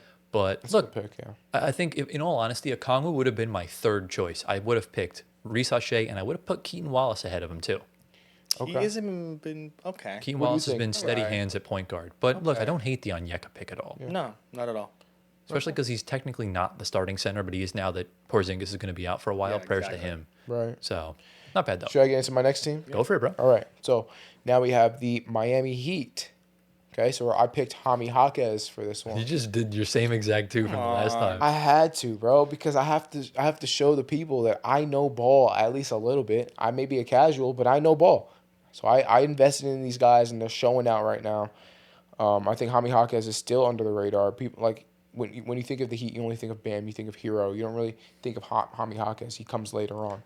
So for that reason alone, he's underrated. He's giving you 15 points a game, 6 rebounds, 5 assists, all in efficient shooting. Yeah. Okay, so I think he's the perfect fit into Eric Spoelstra's system. I actually agree with that because With I the feel pick? like a lot of the limelight's going towards Khalil Ware rather than Jaime Jaquez. Yeah. Another pick, by the way, the Clippers gave away for Paul George. Which one, Chloe or Jaime? Hawkins? Jaime Jaquez. Hawkins. So, So Yeah. that's my guy for the Heat. not so bad. I'll go next. Yeah. Let me go for, who should I go for? Let's go for, I only have one team. Sorry. We're going to go to the Orlando Magic. And we're going to go for a guy that is finally starting to put it together. I was going to originally go with Tristan da Silva, but he's playing really bad the past couple weeks. He's like, I've seen Magic fans call him some pretty heinous names I'm not going to say on show. Yikes. But we're going to go for Anthony Black. I think that's really the only pick like you could realistically choose here. Obviously last season he only averaged 9 points on 3-and-3 with 42, 32, 76. He's maintained all those stats while doubling his usage and increasing his points by 5. He's increased his rebounds by 1. His assists have stayed the same. He's shooting a little bit more efficiency from inside the arc. Good. So for me, in the NBA Cup specifically, I think he complements a guy like Jalen Suggs really well. He works really well on the floor with Desmond Bane because he's kind of that on-ball guy. I feel like Black could be that off-ball combo guard. Yes. He reminds me of think of like a guy. Clyde Gary Harris, not playing. I was thinking, think of a guy think of Norman Powell. Yeah. Think of Norman Powell, not as dynamic, but can kind of do both. He's just not as big. Powell can play the 3. Anthony Black really can't. Yeah. But he's really stuck out to me when all the limelight's obviously going to the Franz Paulo combo as well as Suggs and Desmond Bane. Yeah. So how do we feel? I love it. I think Black is great. Yeah, if I was choosing anybody from that team, I think he's took a step up this year to back a point guard for Suggs. He's only 21. There's a long way to go with him. Yeah. Crazy. Yeah. So, they have someone that's going to build for that team. Lottery pick. Yeah. What about Wendell Yeah, Carter? let's- What do you think about Nope. No. Also, fun fact, all 3 of us are wearing black. Anthony Black? Shout out to you, man. bro. Yeah, we didn't even plan this either. That's kind of Yeah. funny. So Antoine, get into your team. Oh, my goodness. I am so excited right now. Oh, gee, you know where we're going? Where are we going? We're going to Charlotte. You already know who I'm choosing. I mean, it shouldn't be Con Knipple. What'd you say? It shouldn't. He's the best player on the team. Why is he underrated? What'd you say? He's gonna say Con I'm Knipple. still going to choose him. Oh my God. I have to. No, it's okay. I could choose somebody else. No. Oh, God, please forgive me. Please forgive me. He's praying to Con. Please. Bro. Yeah. Oh, my Crazy. God. I love that man so much. Can I go to the other rookie then? Yes, please. That's who I was Okay, begging you to perfect. choose. Yes. Because, oh, my God, I don't want to say it. I can't. Yeah, don't say it. Oh, these white guys, man. Okay.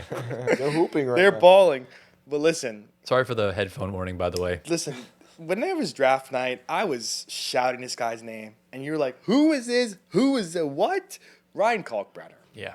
This guy is, listen, I watched the Creighton run. I guess they played 2 or 3 games in the tournament. Yeah, they got bounced pretty early. And they're all talking about the center, 7'1". He was the player of the year, Ryan Kalkbrenner. I was like, all right, watch the games. This guy was phenomenal. I said, holy crap, he's going to the league. I was like, he's going to be phenomenal.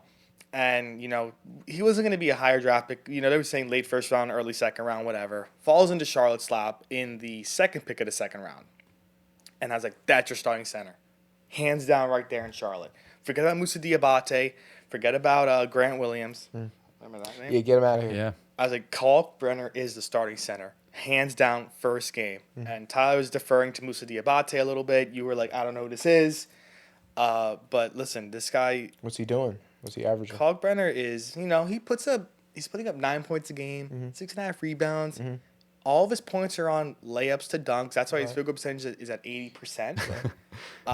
Crazy. He's just he's not taking enough shots to be in the Yeah, leaderboard. I mean, Right. he is blocking ball 2 or 3 blocks a game. That's great. Is great. That's He's huge. only shooting the ball at max 6 times. The most points he's had is 17.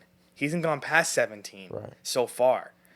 But stability for a center like this. He's Yeah. 23. He's an older center, Yeah. older draft pick. He was there all 4 years in How many Creighton. minutes is he getting per game? Well, he's starting. He's getting around 26. 20 to 30 points, 20 to 30 minutes a game. Okay. But listen, I want more points from that him. is their center of the future. You don't need more points from him. And I want it though, because 8. That's cool. No, but like you're getting almost 20 from Con Knipple. You're getting like 20 from Miles Bridges. and then you're getting like 15 right now from LaMelo Ball. Yeah, but at his efficiency, they should give him the ball more. See what he can do. But I think if you give him the ball more, his efficiency is going to drop. The thing I'll tell you, Naturally. the thing is that the offense ran through him at Creighton, but right now the offense is running through Concanapple. It has So to. that's why the numbers aren't going to be like I think he's averaging 20 and 10 at Creighton. Yeah. Okay. You know, like that. Those are phenomenal numbers for in the conference they were Right, in. right. It's not going to replicate when you have Concanapple, Miles Bridges, and Right, of LaMelo course, Ball. of course, of course. He's a rookie. Maybe. He's just a rookie still. But listen, Con.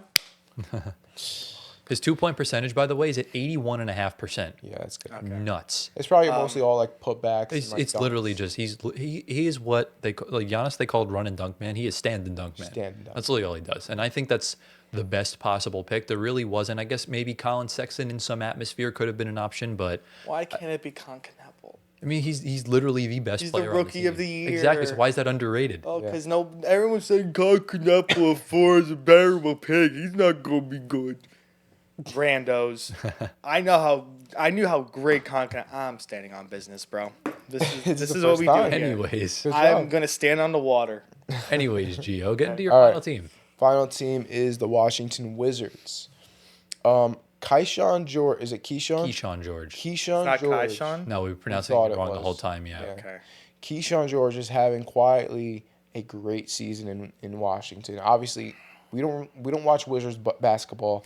They're bottom of the league, but under the radar, Keyshawn George is having a great season. He's averaging 15, 6, and 5 on 47% from the field, 44% from 3, which is really good at his position. He's a forward and forward guard combo. Yeah. And so this guy's a star in the making. I think he has great basketball IQ is tremendous. I think in this rebuild that Washington's going through right now, he can sort of start to elevate and become a star in this league. I think he has the potential to do that. I think offensively, he's what we thought Bilal Coulibaly would be. Okay. And he's still injured. I'm losing a lot of faith in him. Yeah. Yeah, it's rough. Unfortunately. I love Bilal Coulibaly Yeah, too. it's just not panning out, and I don't No. really think it's going to work out. Keyshawn George is a guy to build around. He's got good vets around him. Yeah. I think playing alongside a guy like CJ McCollum, who's revived his career a little bit, and obviously playing next to a guy like Alex Sarr always helps. Yeah. But, it's the Wizards. Yeah, Gio, I think that's a good pick. You have been watching a lot of Wizards basketball lately, so there's some guys that might have Other guys? overtook Keyshawn George. Marvin Bagley Jr. looks He's doing good? phenomenal. Dude, he played it out of his mind the other night. Marvin Bagley looks like Seriously? the second overall pick that he was drafted by, and then Julian Champagne's brother. Oh, his brother. Yeah. He's been playing really well. a lot of brothers in the league. Bub Carrington, Really is. Bub Carrington, you could put in there, but I think Marvin Bagley and Champagne deserve shouts right now. They could completely drop off, and I think Keyshawn would probably be the pick there. Yeah. But watch out for Marvin Bagley and Okay. Justin Champagne. Yeah. They've been hooping. So you watch Wizards ball then? Well, I go on Twitter. He likes bad teams, remember? I go on Twitter Okay. and I Yeah. see, No ball. you Shout know, out and to I him. look at the stats every night for every game, so I know who's performing doing and who's good. not. Who's cooking and stuff Nice, like that. Nice. Okay. So, shout out. Who's has the next team? Well, this is the last division, Last right? We division. finished all 5. We just have the Northwest left. Northwest. So how many teams? I have 2. How many teams do you guys have? I have 2. So Gio, you just have 1. Yes. Okay, so I'll start, and then we'll decide on if you want me to go last or not. Yeah.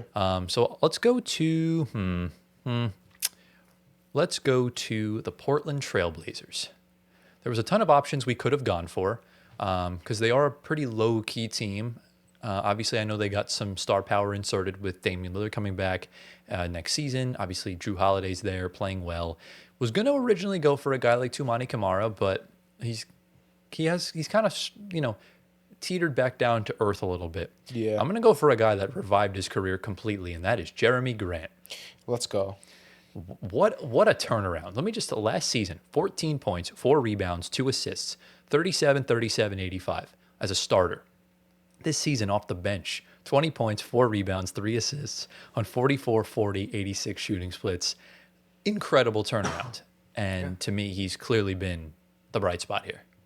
Yeah, like Jeremy's 31, and he's still Wow. going. And, he's always in trade rumors. Portland's been trying to trade him, I think, for like the past 2 to 3 years. Yeah. And they floated around, and he just keeps hooping.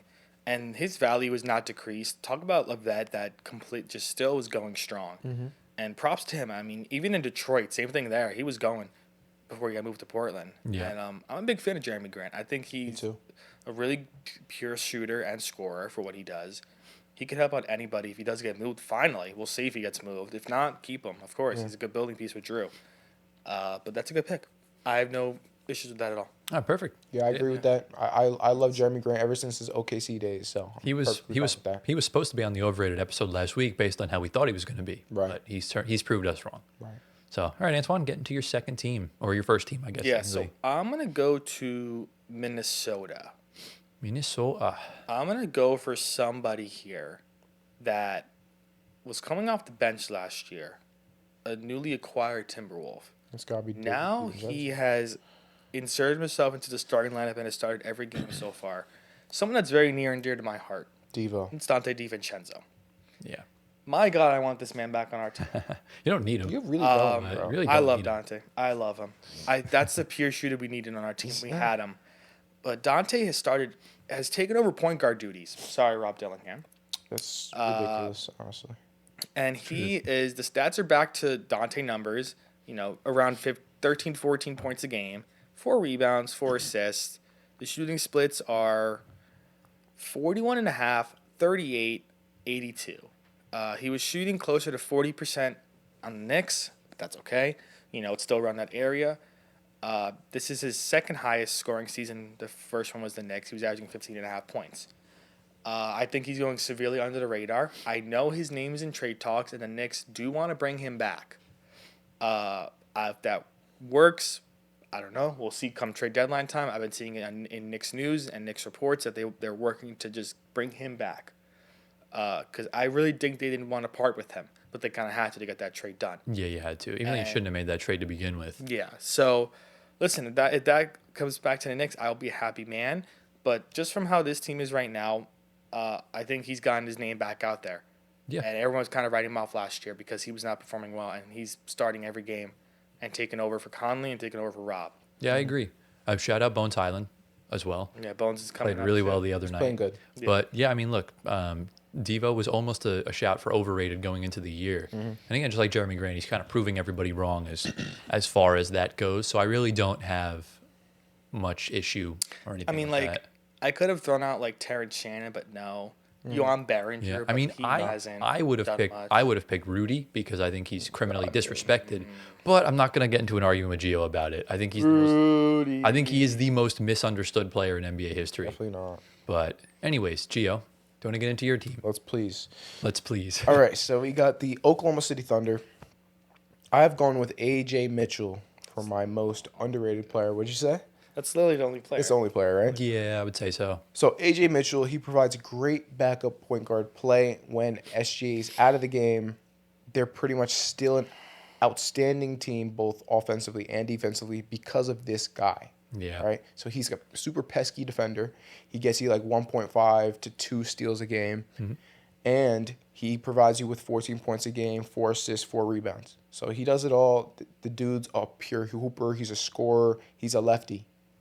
That's why I can't give Dylan Harper the Harden comparison because AJ Mitchell is that No plus way. defense. Really? Yeah, I mean think about it. Sixth man, backup point guard on the Oklahoma City Thunder. It's a lefty, and he's like a dog. You think his play style is Harden? I don't No, think so. but I'm talking about situational. wise. Situational? Okay, that's fair. That's why it makes total sense. I was saying play style is and, Dylan Harper. and because the Thunder have such smart cap flexibility, they're not going to have to trade AJ Mitchell in 3 years. It's crazy. It's incredible the way they've gotten. Also, shout out Aaron Wiggins, the man who literally saved basketball. Yeah. So we can never throw slander on that man's name. Yeah. But it That's kind of my is guy. what it is. So do you want to go next, Antoine? What team do you have left? I have the Nuggets. Why don't you go first? Okay. So I'll go next. I have the Denver Nuggets. There really actually is a few options that I could go for here. I was thinking Cam Johnson. I was also thinking potentially Jonas Valanciunas. You could go for a guy like Peyton Watson. You could go for Bruce Brown. However, we're going for, in my opinion, the steal of the offseason, and that is Tim Hardaway Jr. Oh, wow, yeah. Revelation. I mean, think about this. The Nuggets right now, I think they've won 5 straight games. They just snapped their 4-game losing streak at home. And you're without your two best defenders in the starting lineup. No Aaron Gordon and no Christian Brown. They're both not returning till I believe after Christmas or at worst, like at the start of the year. So you need someone to step up. Obviously, someone like Peyton Watson has. And you know what? I just realized I forgot about Spencer Jones. Shout out to him as well. But I think we've just seen a little bit more of a like an offensive productivity here with Tim Hardaway Jr. As far as Spencer Jones has been good for the past couple games, I think he'll be good going forward. But as far as playoffs goes, Tim Hardaway is going to be huge in some deep series later on in the second and third round. But this season, 12 points, 2 rebounds, 2 assists on 46% from the field, 41% from three, almost 90 from the free throw line. What's interesting, he had such a good season with Detroit last year. No one took him in free agency. He signed with the Nuggets like a month after on a vet minimum. That's the only reason why he's my pick over Spencer Jones. That's fair. Yeah. Because it just makes no sense. And he's filling up that shooting guard spot for Christian Brown while he's out injured. And, you know, low key, if Brown winds up being an overpay and Tim Hardaway is someone you can get on a team-friendly contract, that's something you could work around going forward. Or keep Brown starting and bring Hardaway off the bench, or vice versa. Do whatever benefits the right matchup. And I think with him on the floor, the Nuggets lacked a lot of three-point shooting last season. I believe they were bottom 5 in the league. And this is really going to help out Nikola Jokic when he's getting quadruple teamed. There's another weapon you can pass out to, because that's where he's most dangerous. He wants you to send the double team so you can throw it out to Tim Hardaway Jr. or to Jamal Murray or Peyton Watson or whoever can knock down the three. You finally have a specialist on the team, as with Cam Johnson, as his shot will develop over time. Right. But for me, I've gone for Tim. I like it. I like the. I've always been a Tim fan. He's a Knicks legend. You're not going to get prime time THJ that drops almost 20 a game. It's kind of dozed off, but he's still really serviceable.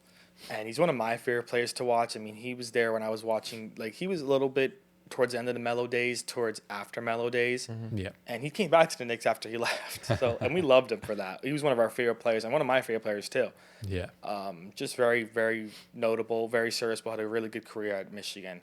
And everybody loved him. Great shooter. Still does. Great vet, too. Great vet, too. Very Amazing much. vet. Yeah. So, and that just leaves one team left. All right. We're going to go to Utah. I could go Keontae George, but I feel like people know about him now. Yeah. He had 37 the other night. He's looking He's looking great. phenomenal. He's looking good. Him and Ryan Rollins for MIP. Yeah. We could go Ace. Who's that? No idea who that Are is. you kidding me? There really is only one option. Who you gonna go with? Are you bro? thinking of who I'm thinking? Do you want me to say it, or do you Say want it. to say it? Say the name. I'm thinking of Kyle Filipowski. Who are you thinking? He'd be spot on. That's who I have. Yeah, Kyle Fantasy team. Filipowski. Svi Mihailuk gets a shout. He's doing okay. Yeah. But Filipowski now is someone that I had a lot of stock in when he was drafted. I think he's phenomenal. We know how good he was in the summer league this year. And, Walker Kessler goes down early in the season. Filipowski benefits massively from that because he can play to 5. He can also play to 4. Honestly, you can do whatever, either way. He's been looking better of late. He's been getting, I think, starting minutes now. He's averaging only 10 points and 6 rebounds a game. It's kind of average. Yeah. But he had 25 on Monday, 25 and 9 against Dallas. He had 21 against OKC in a loss last week. And he has been back in this. He's been starting now a lot more. So, of course, with Kessler going down. But I love his game. He looked phenomenal in the summer league. We were like, this guy's going to come this year for everybody. And, Keontae George kind of took that role in the regular season now. But Filipowski, I think, is going to come on pretty soon. Watch out for him. And you could see Laurie getting traded really soon. If he keeps doing what he's doing, that trade could seem a lot more plausible for them to do. Wow. I mean, low-key, I kind of view Laurie the same way I view MPJ. If Keontae George can continue to develop and Filipowski continues to develop, and you either keep Walker Kessler or trade him for your first-round picks, because I also think he's very underrated, that's a good team to build around and compete. That Solid. is true, yeah. Because remember, you have chemistry then with Laurie and Keontae George, and the two of them, they combined for 71 points the other night. That's insane. That's it's incredible. Tell a Jazz fan that 2 years ago, and they'd probably laugh in your face. But look, Filipowski's been a gem in my fantasy team. He's been so clutch for me. Yeah. He's had 6 games, I believe, of over 20 fantasy points. And a lot of good fantasy points for those of you that don't play fantasy basketball is rebounding and assists. When you get double doubles, you get an added 2 points, and he's been huge for that. I was pissed that they took 1 rebound away the other night because that would have helped me out. Yeah. But I feel like with him and Walker Kessler, that center room is stacked. And he's a good building block. We saw it in Summer League. That's really when we started to kind of have an eye on this kid. He just all of a sudden was playing out of his damn mind. Yeah. So for me, perfect pick. Yeah. That's all she wrote, guys. That's it. Yeah, and that concludes the most underrated player on every NBA team. Let us know down in the comments who's the most underrated player on your favorite team. And boys, do we have anything to say before we head on into the outro? Nah. Yeah, go ahead. And with that, ladies and gentlemen, that brings us to the end of episode number 88 of the Floor Spacer podcast. Giovanni, G of the week, word of the week. What we got? Oh man, G of the week. You gotta start writing these down. Yeah, I really don't know what who the G of the week is. No one's been a real G this week. Your socks. Word of the week, we'll go with socks because Anthony said. Word of the week, socks. Who could be a G of the G week? of the week. Can you guys help me out here? For you guys. Let's go for Who's been like a standout. I'm person? hijacking your G of the week. We're going for our guy Moses. He just got married this past week. Yes. Clap it up for the boy. Yeah. Shout Shout out to Moses. Big Derrick Rose fan. So Yeah. Oh, he's so. send your prayers. He's delusional. He's delusional. Send your prayers. That- When it comes to that, he's a little bit. We have to delusional. ask him if he's better than Russ. He said yes. 100%. Yeah, but he doesn't He know knows ball, so it's Okay. like. Okay. Yeah, Sorry, Moses. sure. You don't know It's ball, fine. bro. You don't know ball. So congrats to Moses. And obviously you said word of the week is socks. So comment down socks down below. And, obviously, boys, next week is going to be a lot of fun because not only is it our final episode of 2025, I know it's dropping after Christmas, but it's going to be our Christmas-themed episode. You sound like Mike Tyson. Yeah, I sound like Mike Tyson. But we're going to have the Christmas overlay just like last year, so it'll be back. And we're going to be decked out in Christmas gear. Yeah. It's going to be a lot of fun. I'm really excited about it. And there's really something about next week's episode. It's going to have a lot of historical implications that we'll talk about in the episode next week that we're not going to reveal right now. Just be on the lookout for it. We have a good episode planned. We'll keep an eye out on all the news and stuff like that. And yeah, if you guys enjoyed today's video, be sure to drop a like, subscribe to the channel, get us to 9K. Hit the bell, that way you're notified every time we upload. If you're on Spotify audio platforms, give us 5 stars, leave a review, answer the polls. Follow our socials at Floor Spacer Pod on YouTube, Twitter, Instagram, TikTok, all that good stuff. Follow our socials down here on the screen right now. Get my guy Giovanni to 1 million Instagram followers. Join the Discord server and join our Twitch. Follow our Twitch. I'm not sure if I'll put the link on the screen right now. If I do, then I do. If not, then you'll know that I was probably tired and didn't feel like putting it in. And boys, I think that's pretty much everything housekeeping-wise. Is there anything we need to say before we head on out of here for the week? I think we're good. You good, Antoine? As he's sticking a I don't know what he's Starbucks sticker putting on Gio? Apparently, I'm chai tea now. So. Anyways, we hope you all enjoyed. Thank you all for watching. We love you all endlessly. Giovanni Squatteri has finally announced his presidency run for the Golden State Warriors fan club. And we will see you all next week in episode 89. Peace out. I hope they kick you out of that position. Me too.